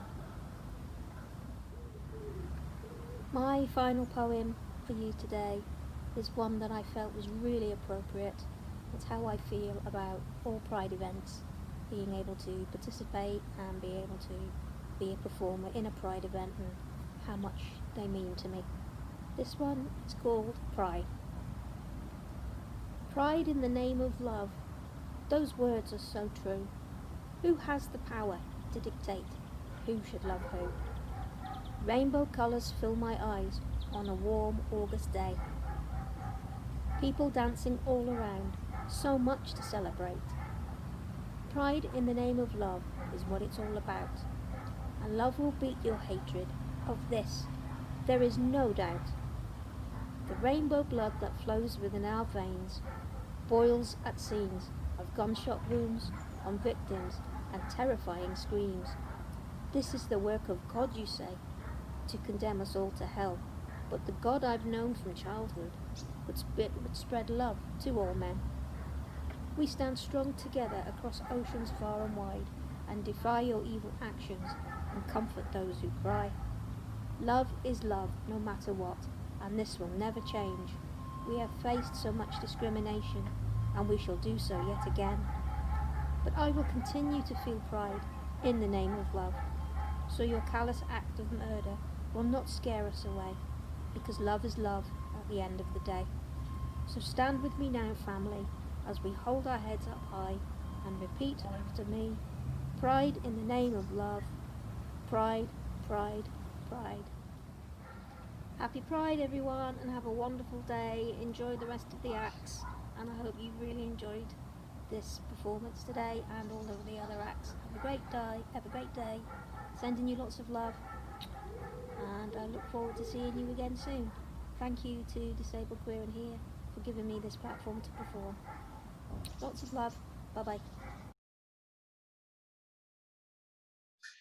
Now there you go. Right, so you can tell this is a live event, right, people? Because, you know, I don't know, for those of you who have seen the show, it will be all right on the night, or it will be all right on the afternoon in my case.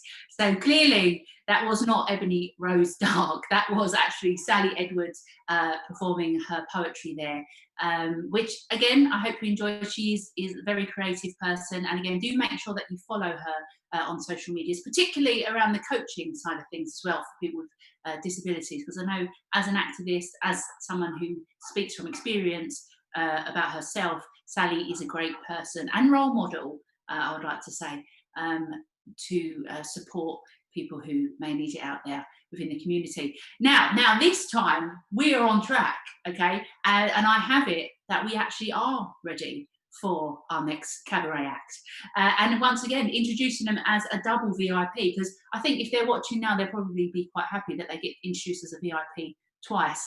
VIP cabaret artists within the LGBTQ plus community, all singing, all dancing. It is Ebony Rose Dark. Hope you're all having a fabulous Pride today. Yes, I'm here to spread peace, love, and unity. So, yeah, I hope you've all been out there being proud of yourselves, because today is about being proud and remembering. So, yeah, I'm here representing other VIPs that are LGBT. If there's anyone out there, yeah, VIP means visually impaired person, as well as a very important person. Yes. Because we're all important, aren't we? Right. So yes, here I am on stage. I'm going to put my magic wand away. Yeah, with an orange tip. It's very happy to see you today. Yeah. Going to put it over here. It's gone. So I have to get myself ready because very fitting. There we go. Wonderful. Peace at you all. Peace at you all. Right. I'm going to give this mic over to someone.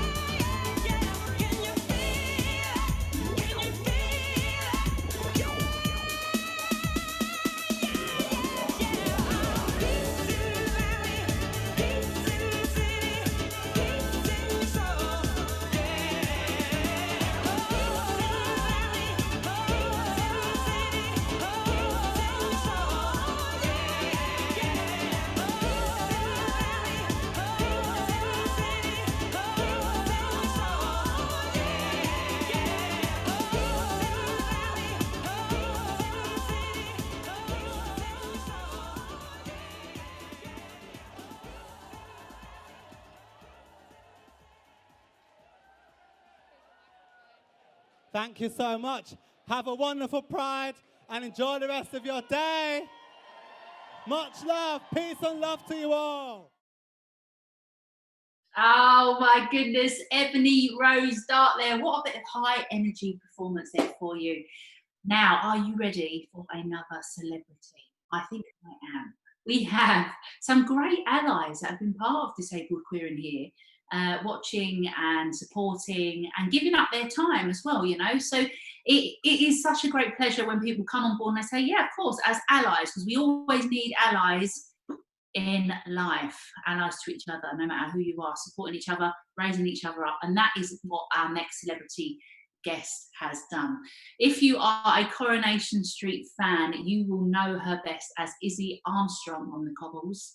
She is an amazing person doing a lot for the disabled community outside of being an actress. She is an activist, and she is also a part of DANK. Now, DANK are also a production company for artists, a theatre production company for artists, to get people out there, raise visibility and get people connected with industry people, so that, again, just like Sally, you know, they can start building on their careers. So it's about creating visibility and awareness for talent being a key word. People, sit back and relax and watch me interviewing the amazing Cheryl Lee Houston.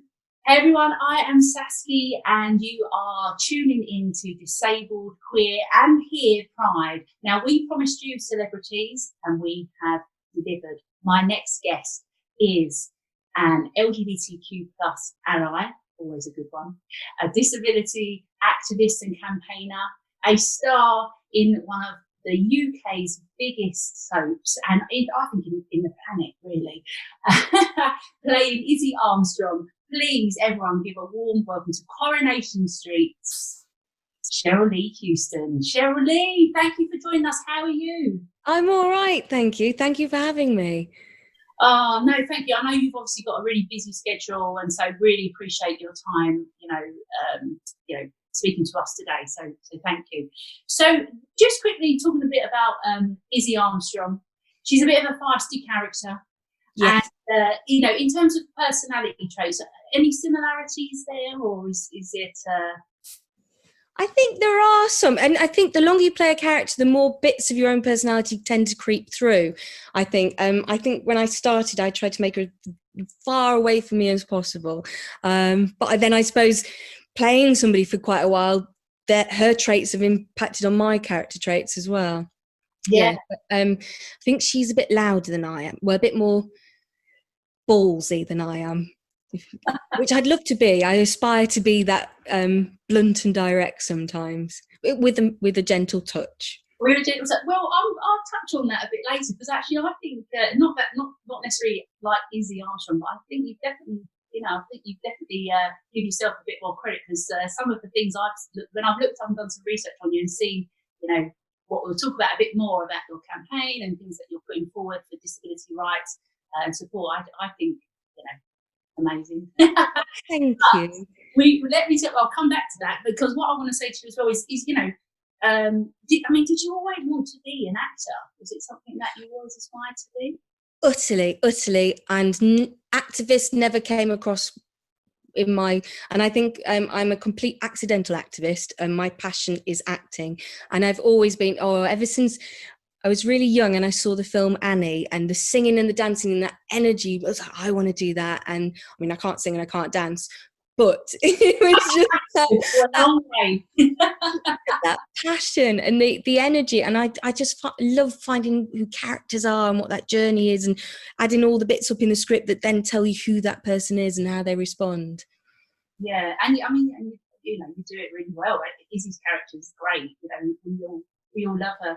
This is a Disabled, Queer and Here Pride event, and it's shining the spotlight on the talents of the LGBTQ plus disabled community. But it's also focusing on people with disabilities, and also about maybe the impact that has on everyday life. I know, similar to Izzy's character, you actually in real life you do have EDS, which is Ehlers-Danlos syndrome. Is that correct? Yes, it's it means the whole of my skeleton dislocates incredibly easily because all my sockets are too big, and I got a connective tissue disorder, which means all my connective tissues, muscles, tendons, ligaments, nerves tear as I move a lot. So it's like a perpetual damage heal cycle I live through, really. So, but it's funny, you as a disabled person, it's a lot of your identity, but it's not your identity at all. But I think what part of the identity it gives you is a lot of strength and a lot of different coping mechanisms to life. So I think what it's done is taught me to really live life to the full and do as much as I can when I can actually physically move, because I will lose a lot of time to not being able to move or speak. In my sort of week, I have a pattern of where I lose 1 or 2 days a week. So I think in a way that's made me quite driven in the other points. So that was a really useful tool that it gave me. Yeah, I mean, absolutely, because, you know, again, I know that you said it can get quite painful, regularly it's painful, and you have such a busy schedule on Coronation Street and just in life in general. I mean, you know, having that motivation and that positivity, where did you get that from? Who inspired you in your life to kind of My mum was my mums. Yeah, she was totally. It's funny, when she passed away, we looked through her thing, and I kept finding these little, she was trying to stop the Japanese gardens in the local park being shut down, getting a road closed because there'd been accidents and kids being hurt, getting zebra crossings by schools. She was this real sort of person, and of a different generation as well, that generation where the wife didn't really have money, was much more of a housekeeper, worked, but that went back into the family pot. But her drive for change, I think, definitely was in me, totally, and think definitely been inspired by that. But also, pain's quite a good driver for it. I always trying to, because I'm continually in pain, so I'm always trying to find another thing that's going to help me out. And I think over the years I've discovered, without even realizing, creativity is a massive one for that. Massive for the adrenaline it gives you, for the natural serotonin, which are all brilliant for pain. And also distraction. The busier you are, the less weirdly you feel it. But then that's why I crash and burn a lot. So it's a bittersweet pill. Do you know what I mean? I think if I'd learnt to level and didn't use those as some pain mechanisms, I probably wouldn't be as poorly as I am when I do get poorly, if you see what I mean. So, I mean, yeah, I really love the fact that, you're talking about having that motivation and, that drive and that positive energy. And when I talk to my friends who've also, got disability, wheelchair users, people who, there's this daily struggle that a lot of people don't, sort of know about. I think, God, my friends are real, and people from the disabled community are real kick-ass, because so many people would just be, I've got a headache, or I can't do it.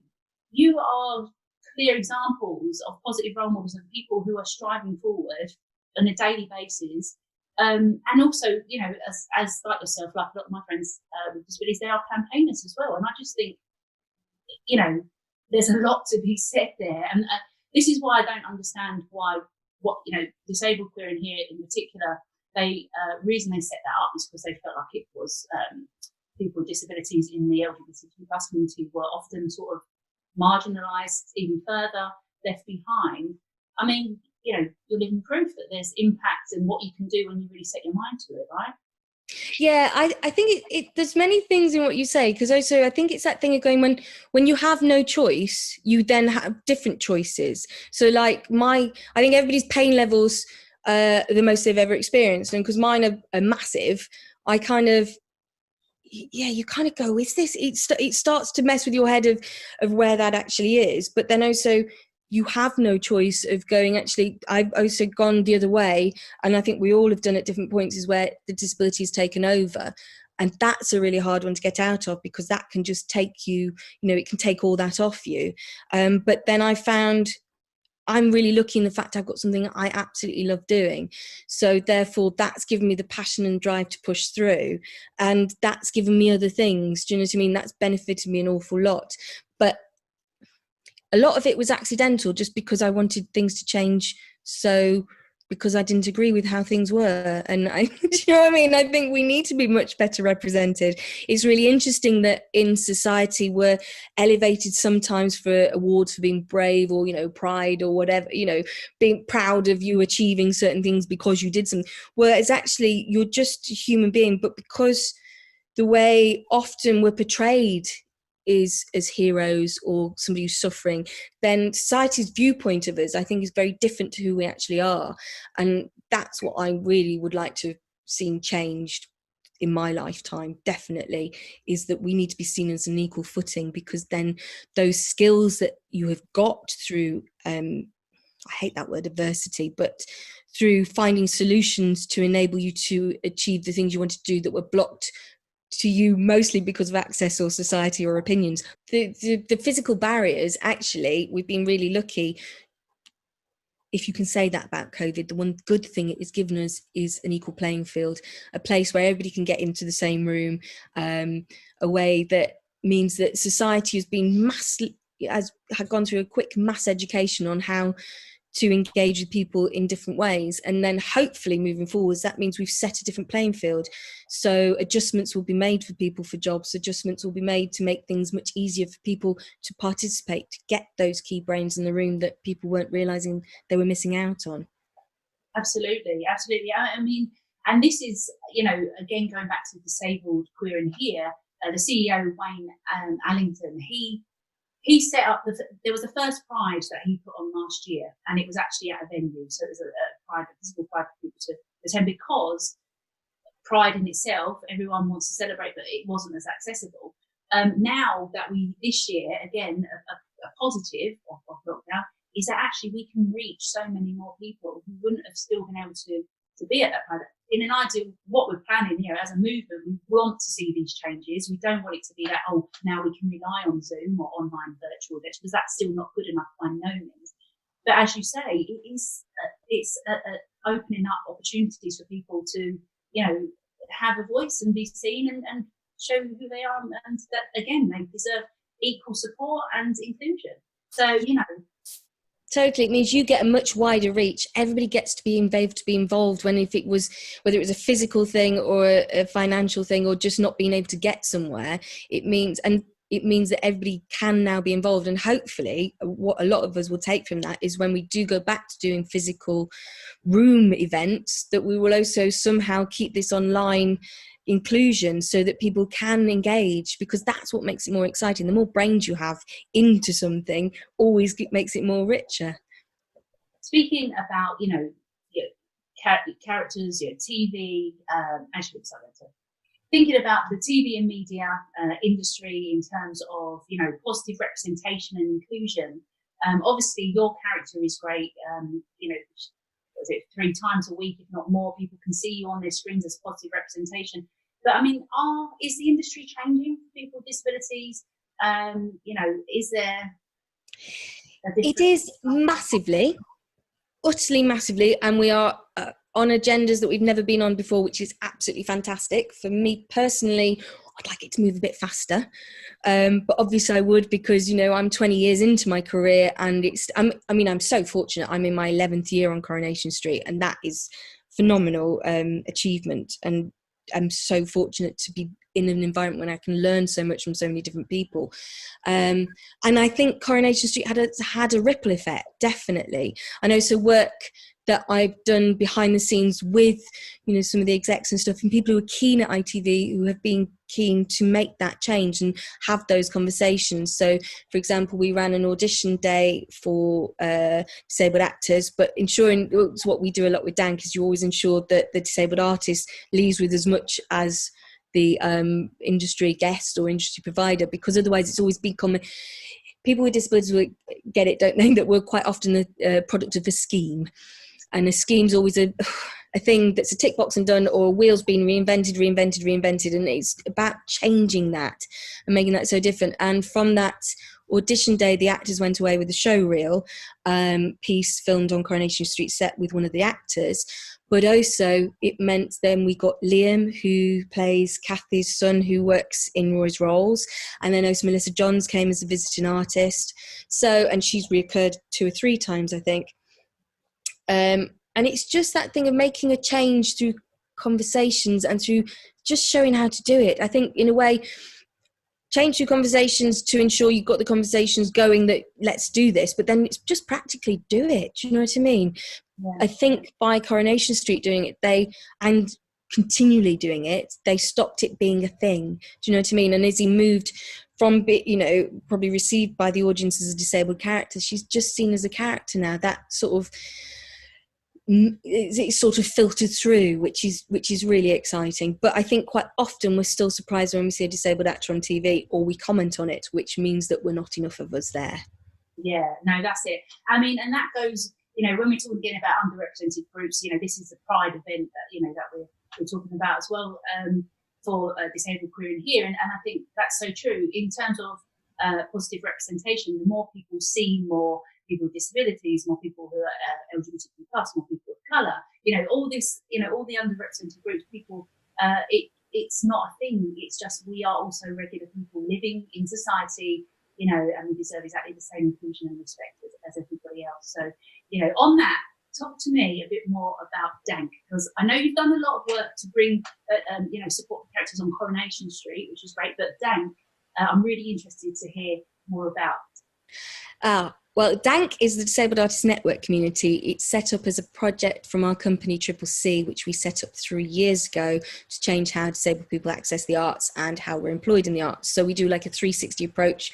We work in schools with young people, we work in the community, and then we have Dank, which is our professional strand. But then also from that, it's employing those artists back eventually to be working with young people in between different jobs, which means therefore that disabled young people get role models, and we start making that change massively. We're 2.5 years into the Dank project, and we now have 900 subscribers to our opportunities mailing list, to our events, which means and the idea behind Dank was always, as a disabled artist, you was told, they always thought you were the only one, or they didn't know where to find you. So our idea, I suppose exactly like what you're doing here, is it's bringing people together so you stop feeling like the only one, and you meet your community, and you can engage, and then you can make a greater change through that engagement. So we started in rooms in different arts organisations. So then the arts organisation, instead of having the 3 or 4 disabled people that normally come to attend events, they got 60 to 100 disabled people in their venue. So they're going, okay, we've learned X about different things about access. And then that carries on that conversation. It also means the artists then make links with the venue. But we also have industry guests, and it's always a solution-focused conversation about what the blocks are in the industry. And then from those conversations, we look at what the blocks are, find the solution, and then create the solution. So, for example, we just got 8 writers going through to spec script stage, overseen by 2 professional writers, Debbie Oates and Ben Tago, over a year to see their spec scripts, which is how you then engage in the industry as a writer if you have your own script. Underneath that, we've caught over 120 disabled writers who attend monthly webinars. We have like Kat Pugsley, who script edited on the A Word. We've had Marigold Joy, who script edited on Call the Midwife. We've had Jack Thorne. We've had Matt Lucas.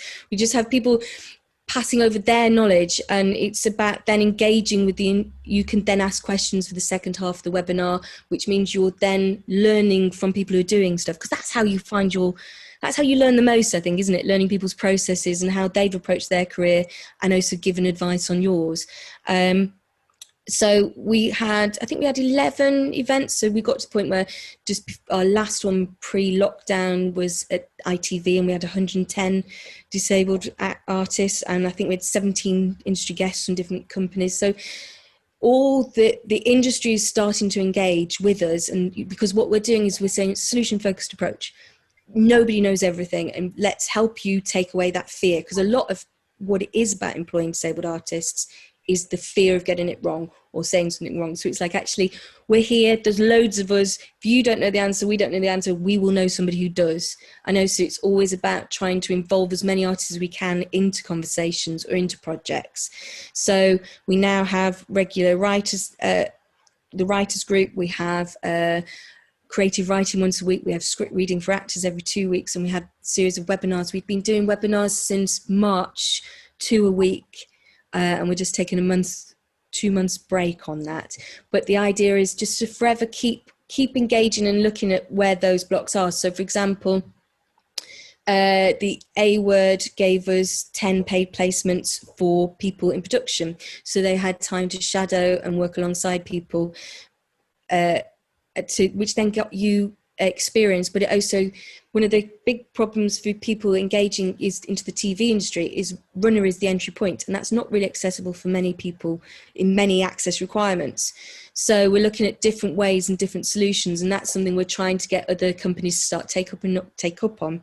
We've become the BFI's strategic partner on disability, and we're also talking to BAFTA, ITV, BBC. So we're just keeping these conversations going and coming up with projects and solutions that just keep ensuring we're engaging the artists with the end person to then be able to, who can make a change. We're always talking to key change makers, so that people can get employed or get experience to then be connected to their next level of career, because that's what we found with most of the blocks, is that we're not being trained, we're not being employed.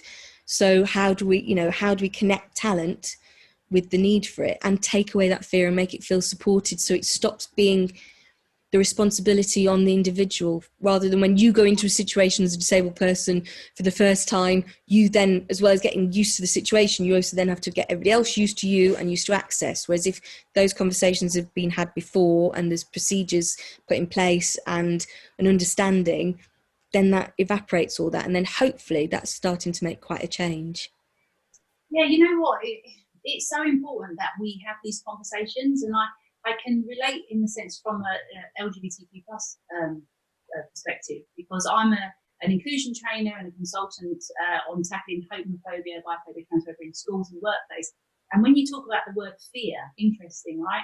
It is so true that when people don't understand about something, about a community, about a type of person, or they're worried about using certain language, it just really builds these barriers. And for God's sake, we're all just human. Let's have a conversation. And like you say, you don't have all the answers. I don't have all the answers. It's like, let's work together and educate ourselves. Yes, and talk to the people who do have the answers. Exactly. Because then you can take away that fear about terminology, about whatever it is that is the block. But you're right, because I think that is the biggest thing, is people's fear of getting something wrong. But then that creates a barrier, which when you on the receiving end of that doesn't feel very pleasant. Yeah, absolutely. And it just ends up holding people back, and they're losing opportunities where that really shouldn't happen. So that's amazing about that. And God, factors and BFI, that's some great links there, isn't it? Yeah, we've been really fortunate. It's just grown and grown. Originally, it just started as we thought, we opened the doors and then 60 people turned up at home in Manchester, and we're like, blimey neck. And then we just, every time the whole team gets so excited. Yeah, there's a team of 5 of us, and we've all brought very different things to it. And I think that's been really key, is working well as a team, and listening to what people want. So it's not about, it's done for people, it's done by us together collectively, because I think that's how you make a change stronger, is if you're willing to go, okay, us as a community get that there's blocks, how do we help you include us, because you will appreciate that and you'll benefit from it. And that's I think a massive success of Dank, and that's where these conversations, because by meeting the industry and then employing people or getting good connections, they've spread the word, which then has given us much more of a voice. That's it. Yeah, and it has to work both ways, doesn't it? That communication is so important. It's key, really.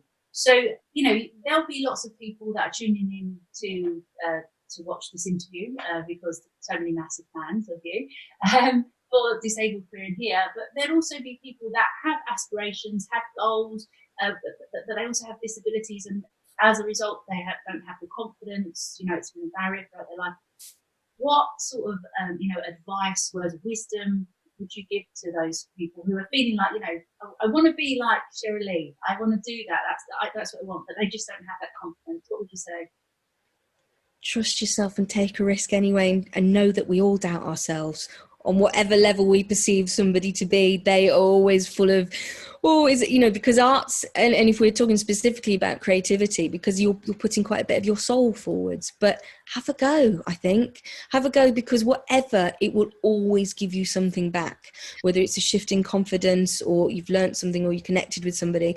And I think that applies to life across the board, whether you want to be a creative or not, is just take a risk, ask somebody. Because I think I've learned that a lot through CCC and through more recent years, is the more you ask somebody, they might say yes, they might not, but you don't know until you try. And yeah, just if you're a bit worried, take some really small, safe steps. Don't trip yourself up. Don't leap straight into something if you feel that that's going to then send you yeah, don't set yourself up to fail. Figure out what some gentle first steps are, and then just keep going. Yeah, that's it. Absolutely great advice there. Thank you, Shirley. And that is really it, isn't it? Just do it. Just go for it and see where it takes you. And more often than not, you'll be pleased you did than you didn't. Right? Yeah, I have things like even on in banking or whatever, different things pop up and it always says trust yourself, because we don't, do we? Which is really daft. But yeah. Hang on a minute. When you're saying trust yourself, is that with the banking you're not going to open? Oh no, I think in life, because it has this thing you could pop up. You could do an affirmation. I was like, right, I'm going to do that to remind myself to keep trusting myself. It's okay. Yeah.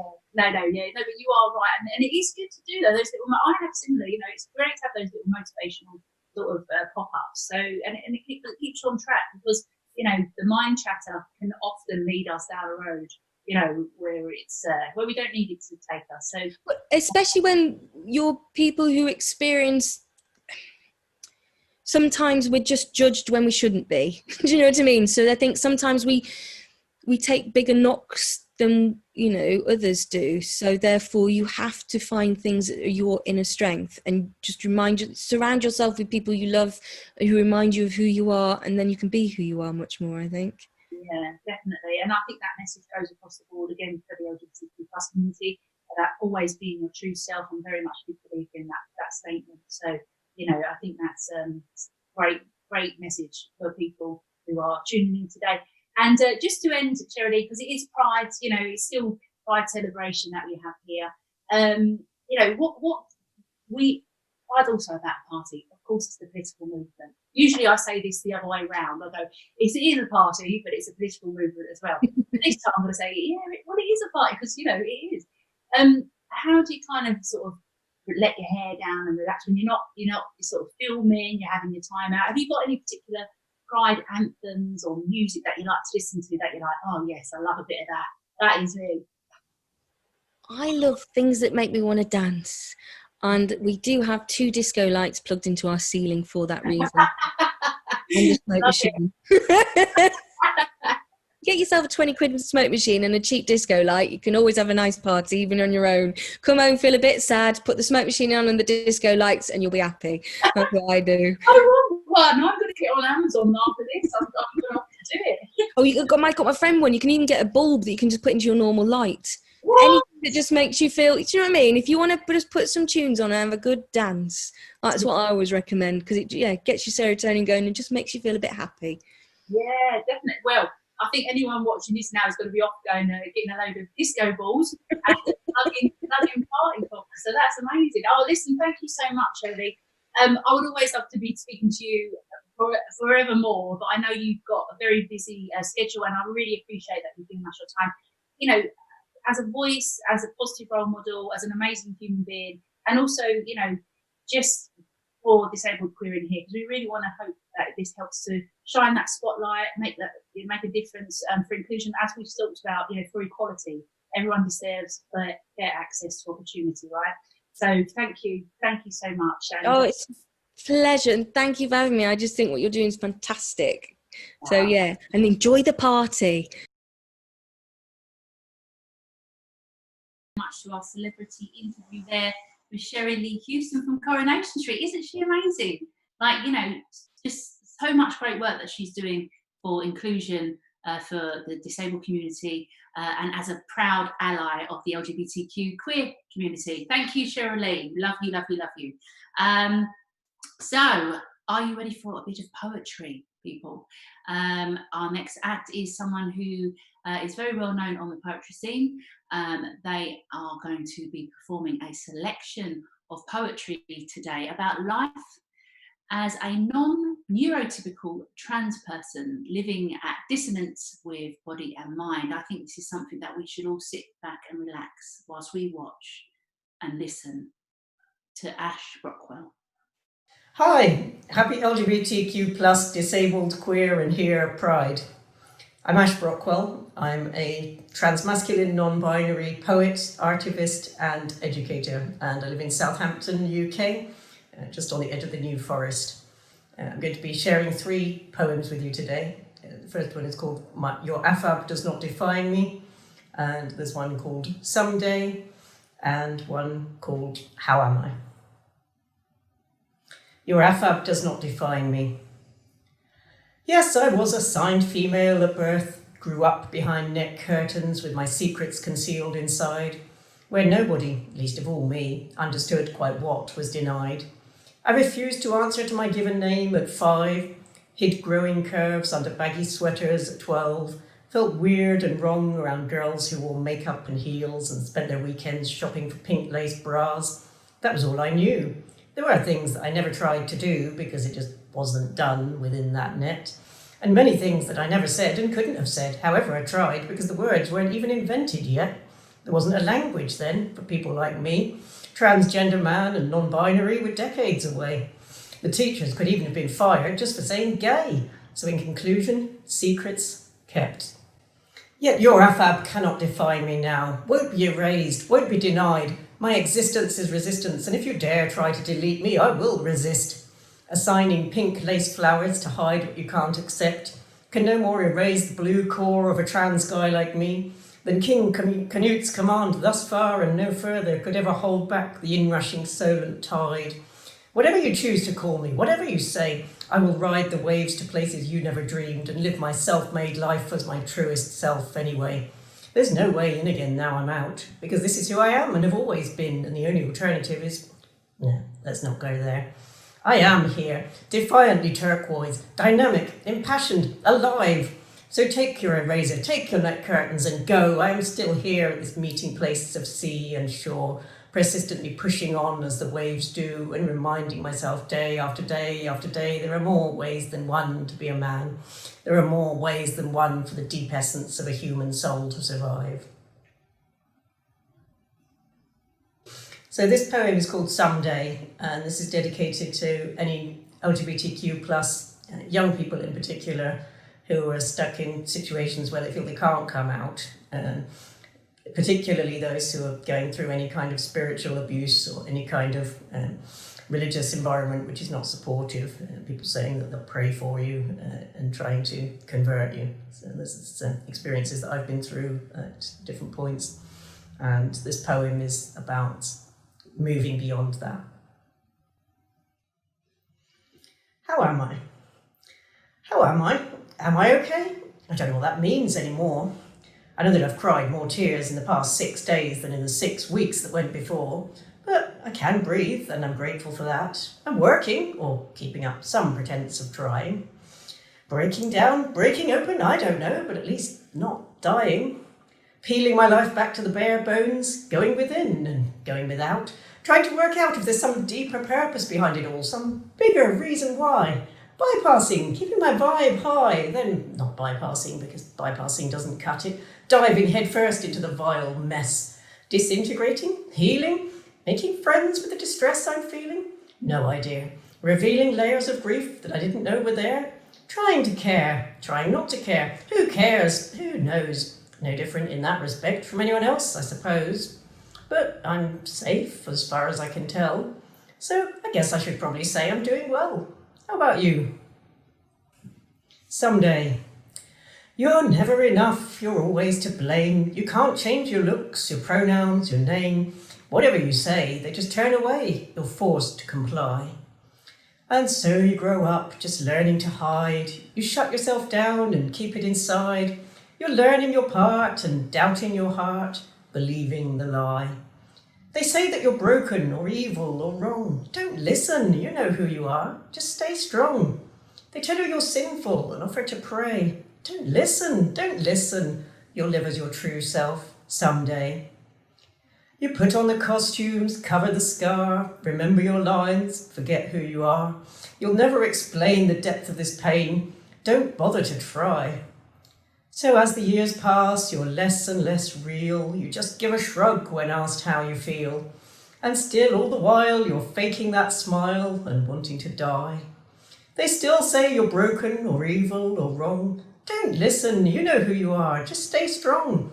They tell you you're sinful and offer to pray. Don't listen. You'll live as your true self someday. So never give up and never give in. Just trust in your heart and change can begin. The truth that you see is setting you free, you cannot deny. We're here for you now, you're never alone. You've travelled so far and look how you've grown. In finding your voice, you're making a choice to reach for the sky. It's not you that's broken or evil or wrong. We're in this together. We've got this. Stay strong. Whatever they tell you, just tell them you'll pray that someday they'll listen. They'll hear you. They'll see you someday.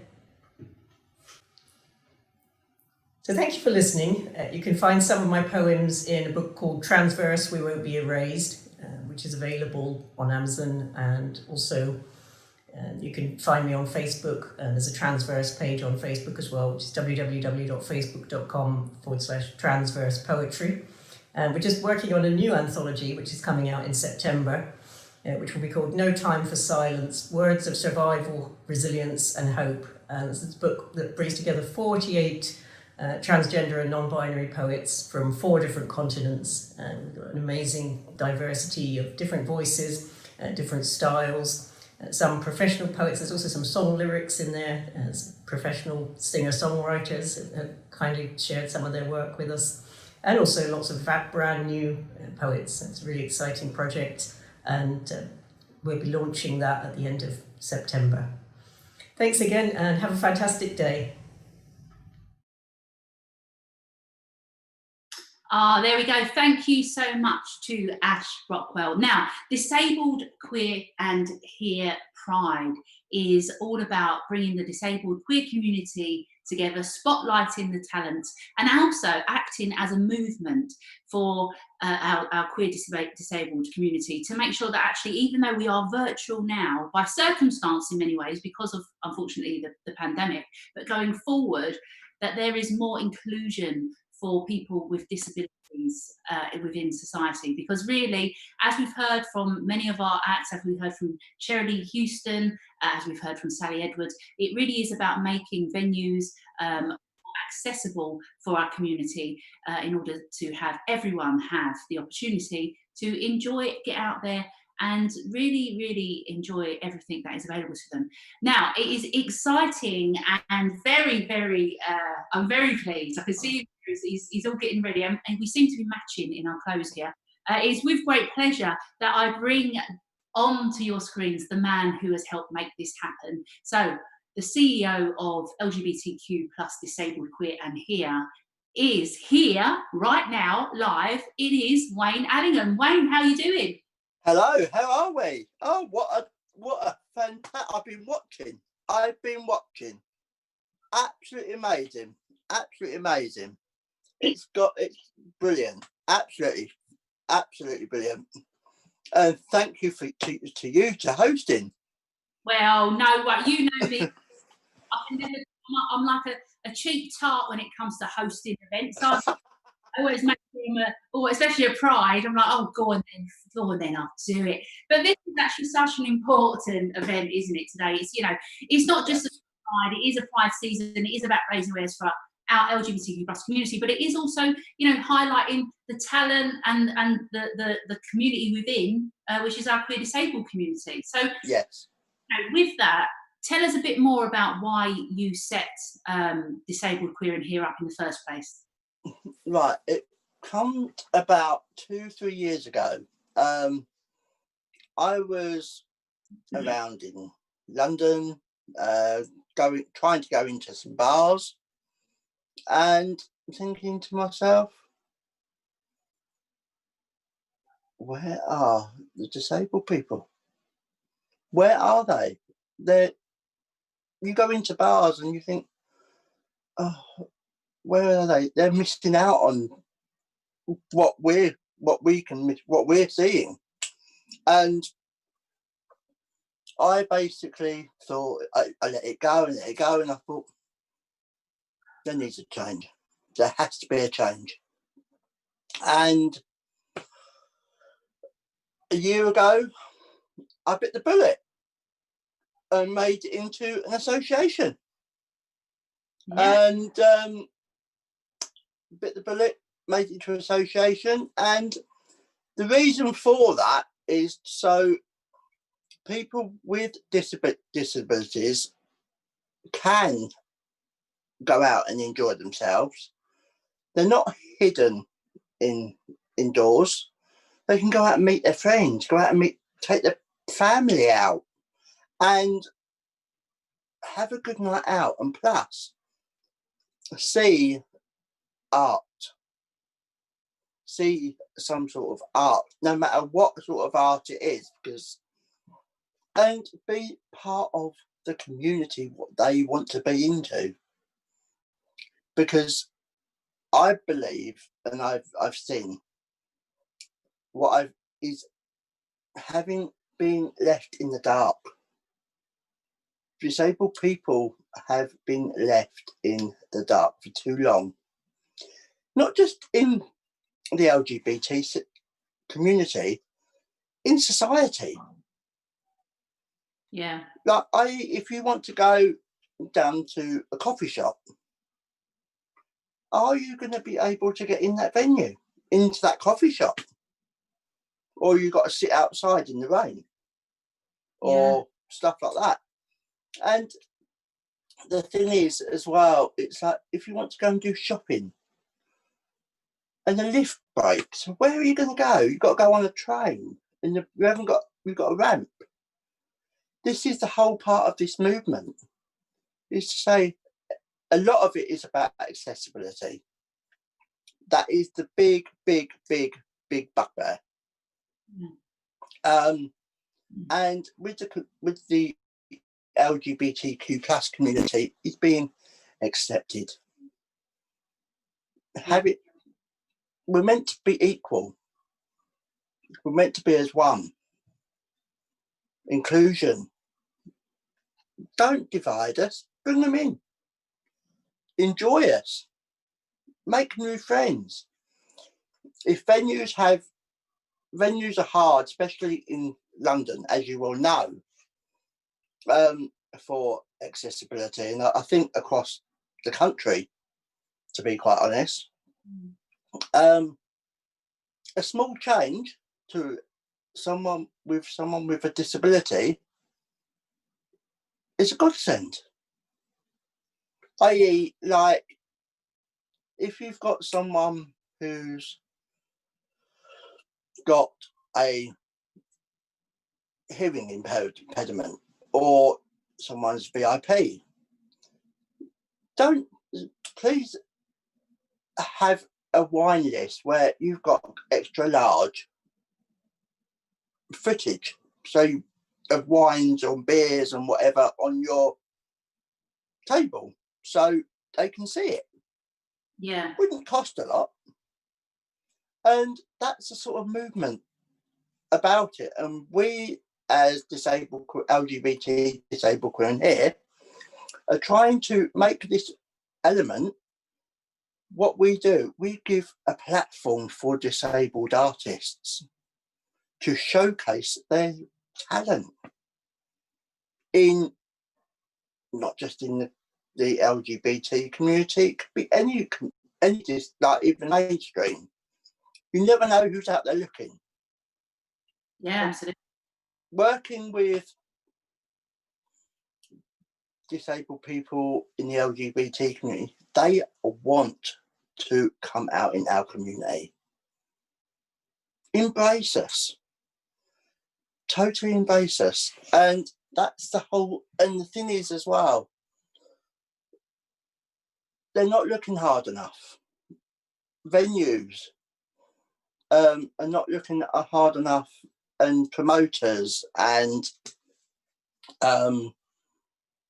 people like that are not looking hard enough for disabled artists. We are out there, and there is a lot. And we're just trying to make that change, be a bit of a game changer. Yes, absolutely. I think if you know what I mean, to be on the same wavelength as everyone else. And time has to change. And it's right. Lockdown has done that. To bring, to pity through the communities back together. Pride is, yes, it's a protest. It's a protest of what Pride is about, but also a celebration. of who we actually are as a community. And I think that's the difference, if you understand what I mean.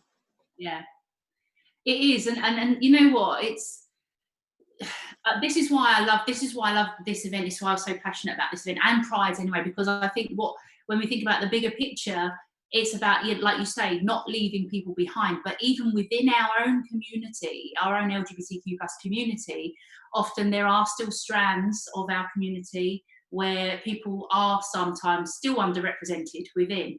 That's people of colour. You know, we talk about unfortunately having rainbow racism within our community. You know, disableism within our community. It's about, you know, and it isn't just down to our community, obviously, but ultimately, if we are looking for equality as a community, you know, as an LGBTQ plus community or within society, we have to become allies to each other, and we have to work to raise each other up, right? So that's why something like this event is so important. And as you say, as a movement, you know, like literally, like the adjustments that could be made, which are very easy in so many ways, would be life-changing for some people with disabilities that can get out there. And also, considering that we are in lockdown and now everything's gone virtual, as you said, you know, this has been in itself a game changer, because it's making it, you know, virtual events like this more accessible, isn't it? You know, for people. Exactly. Yeah. And I do think this time next year, hopefully, inverted commas, that we will be back at Pride's and being more with the Pride community, working with them. And what disabled queer and LGBT disabled queer and here do is try and work with venues to say, well, we could go that way. How about doing it that way for people, and getting more visibility into the art in their venues of disabled artists, and being the supporters of that. We all need allies. We all need allies, and working together in the community strengthens you, no matter what. And there are some things what people don't realise about with people with disabilities who haven't got a disability is it's very hard to go out. If you haven't got a disability, you can go on a number 10 bus and go into town. With someone with a disability, it's that you've got to plan that going out for that night out. You've got to plan that, or a day, and you have to phone up if you're if you're a wheelchair user or a scooter user, like I am. I'm an actual scooter user. I've got one. When my disability is not as good, you have to phone up the train company. Can you get the ramp out? Can you do this? It should already be there.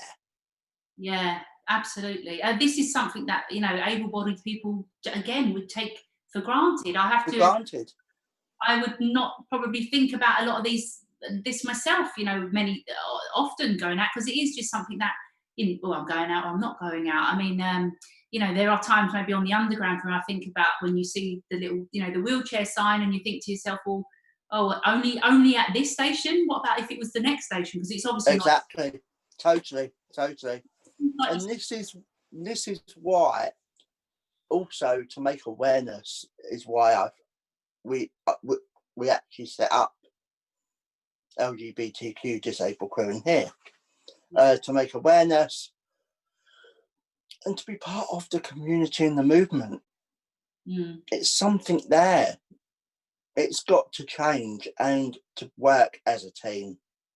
That is it. Yeah, absolutely. I think team is a key word in this, isn't it? In our in this, again, coming back to allyship, it is about kind of working together. But you have to raise awareness to that. We have to educate people. You have to raise awareness, and that's why this event again has been so great, because it's been able to reach so many people, virtually. In a sense, it's really good. But I just want to also talk about, when we're going about celebrating the artists within the disabled queer community. I mean, we've seen today just a fraction of some of the talents that are out there, including yourself. So tell me about you. Oh, I thought that would be bypassed. Get away with that? No. Well, I've been a drag artist for many years. I started when I was 17. Wow. Back in the day, and I mean back in the day when clubs and pubs were right then, if you know what I mean. Because we haven't, especially in London, we haven't really got a lot there now. Yeah, I remember singing on the scene myself. I've been doing it quite a while, even though we're only both 21, right? Yeah. So my very first, I'm going back years, the very first venue I performed at was the Spiral Staircase in Shoreditch High Street.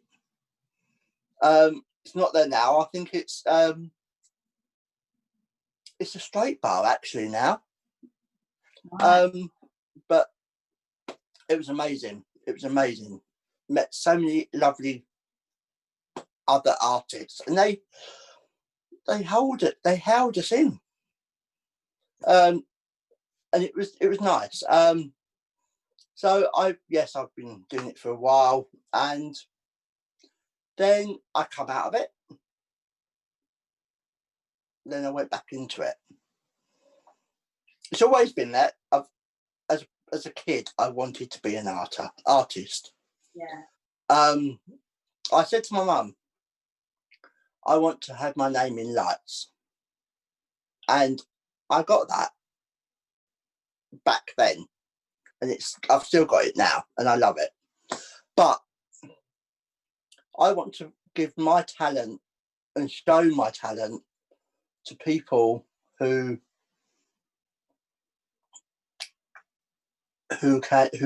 haven't had that chance to do so, and want to bring it along and give them a go, give them a stage, give them a platform to actually get up there and show their talent, especially in the LGBT community, especially disabled, the disability community, because there is loads. Yeah. And the more we do it, the more better it will become. It may take a couple of years, hopefully not, but who knows? Well, that's it, isn't it? And that's, again, just to touch on, because the spelling of disabled queer and here is actually the here is spelled HEAR, as in hear us, right? Disabled queer and hear us, because here we are, right? Hear us. Yeah. Hear us speaking, hear us performing, hear us when we say this is what the changes are. I love that play on words with that, And I know there are one venue in particular is the Royal Vauxhall Tavern. They've been great in supporting with, this event last year. Yes. I think they will be great to show that if they can make those changes, then other venues, should follow on. Right? Yeah. And also you've got the two brewers as well. Oh, two brewers, yes, of course. The two brewers is all flat. Yes.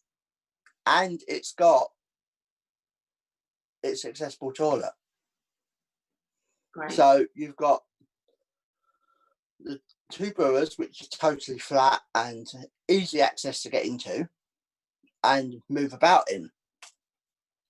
And also you've got where LGBT disabled queer in here first started, was born at the Royal Vauxhall Tavern.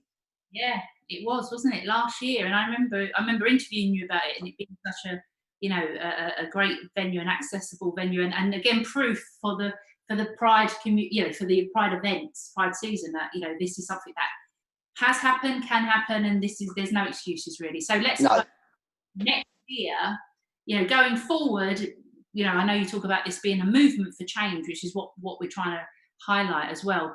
Do you think that we may well there may be opportunity for virtual and physical Pride, queer Pride as well? I would like to think to do both. Yeah. Because i.e. some people may not be able to get into a venue or come down for the day or whatever, but at least if you've got it virtual, it can be done like that as well. And I aim to have a lot more. I aim to get LGBT disabled queer in here across country. Yeah. Well, that's what we want, and that's hoping that, like I say, with this event, we've had such great support so far, even from celebrities and high profile people within the community supporting this event today. Let's hope that we really start getting it out, and this is the start of that raising awareness to take it to the next. Yeah. Wayne, just quickly, I can see you. It's not that we've been separated at birth, but we are sporting the same t-shirts. We are. Yeah, looking fabulous in them, darling. These are part of the disabled LGBTQ plus disabled queer in here merchandise. That's from the website. And am I right? It's caps, it's mugs, it's hoodies, all sorts. We have mugs, caps. We have key rings. We have fleeces. We have t-shirts. We have sweatshirts. We have hoodies. So if you do want to purchase any of that, and we are looking into some more branding as well. If you do want to look into any of that, please go and look on the website. And it is LGBTQ disabled queer and here.co.uk. Fabulous. There you go. Well, I've already got my t-shirt. You've got yours. So this is I'm glad it fitted well. Yeah, there we go. Wayne, be careful what you say, because we are live, mate, right? But Wayne, listen, I'm going to have to round it up now, because we've still got some great acts coming for the rest of the show. I know. I want to get back to it. I just want to say, I remember speaking to you about this last year, interviewing you on my Sassy 7 radio show about why you set it up in the importance. And I remember being really moved by the passion and the realities of actually why this is so needed.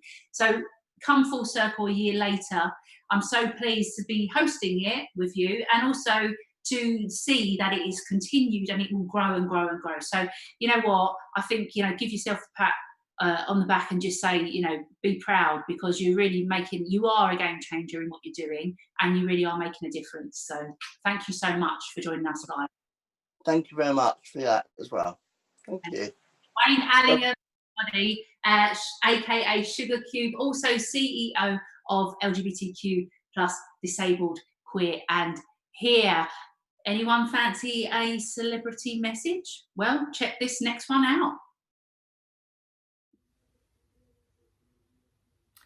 Hello everybody, it's Leanne Sanderson here, professional footballer, former Lioness, England Lioness, and I've played in many, many different teams, Arsenal, Chelsea, Juventus, all over the world. But this day is not about me, this is about you guys, and I'm really honoured and I'm humbled to have been asked to send you guys this video. Fantastic. I know things are a little bit different this year with Pride, but I'm really honoured to have been asked by the Disability Alliance and Disabled Queer in Here.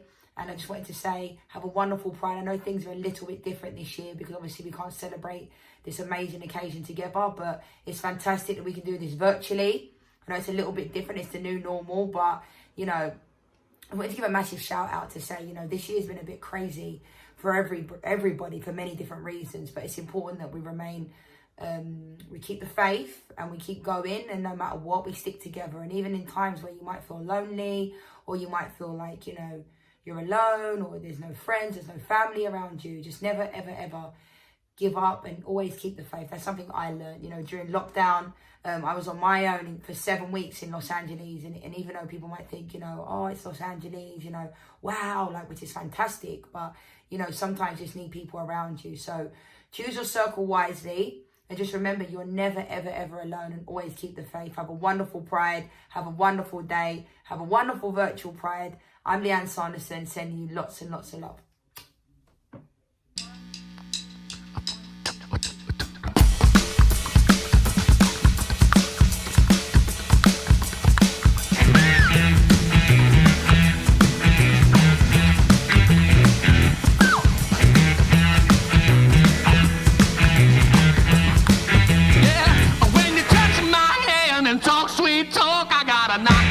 That I wobbled in my walk and I'm trembling.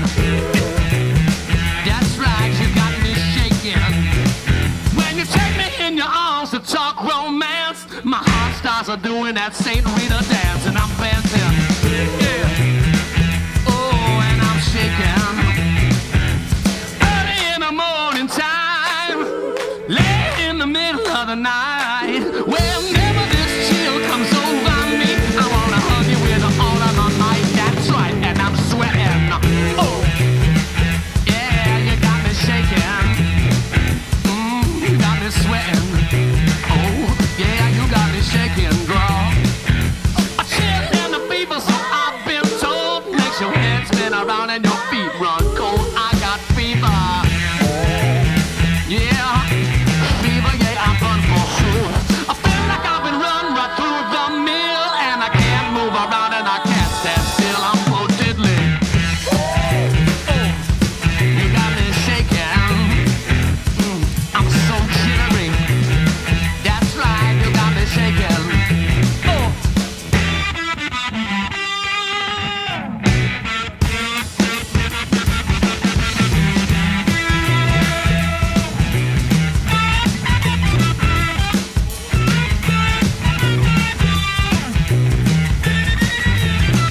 Well, Samson was a mighty good man, strongest in his day. Then along came Delilah and clipped his wig. And it looks like you took me the same old way, so I'm nervous. Oh, and I'm shaking. Alright, you got me nervous. Yeah, I'm shaking and jumping. A storm rocks a ship on the sea. The wind shakes the leaves on a tree. And I'm a nervous wreck and I'm all shook up. And that's what you're doing to me right now when I'm jumping. That's right, you got me shaking. Oh, I'm jumping. That's right, you got me shaking. Oh, you got me shaking. That's right, you got me nervous. Oh, put down them shaking. Oh, you got me shaking. Yeah.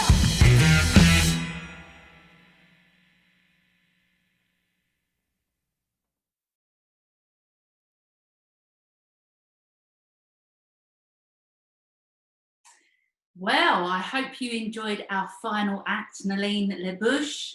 A bit of burlesque there. I love burlesque. I mean, I know, I hope you were moving and shaking in your seats watching the last act there.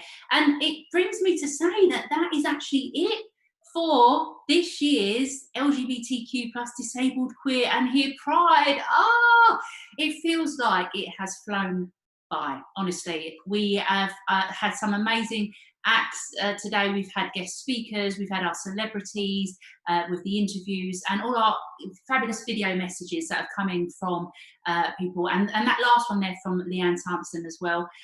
Really, really appreciate everybody's support and basically how we've all brought this together. I must tell you that it really has taken blood, sweat and queers to bring this event to life, but it has been worth it no matter what. So it's been a small team of 4 that have really brought us together, including, you know, myself, Wayne Allingham, the CEO of Disabled Queer and HEAR that you just saw, Sally Edwards, and also backstage, the person who brings all our tech and production together, our queer angel kestrel. So big shout out to you all as the dream team that you are. And thank you to everybody that has been watching and viewing and sharing on social media. You know, this really is important. Our pride within our community is something that we should never lose, and it really is about coming together as allies, whether that's within our community, whether that's within society, because as I always say, you know, if discrimination, just because it might not affect you directly, it will affect you indirectly, and we want to live in a society where everyone has an opportunity to fair access and equality to live their best life, right? And that is what I'm all about.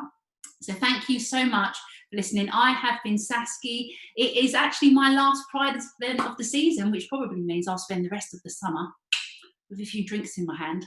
But I love Pride. I love everything that it's about. You know, within our community, we should always celebrate ourselves and being happy and true to ourselves, and always be our true selves as well. So everybody, thank you so much for watching today. Thank you to the Dream Team. Thank you to Disabled Queer and Here. Thank you to me for being here live in my lounge today. I wish you all the best, big love, and let's see you next year for bigger and better prides. Be safe, be loved, and be your true selves. Thank you so much. Bye-bye.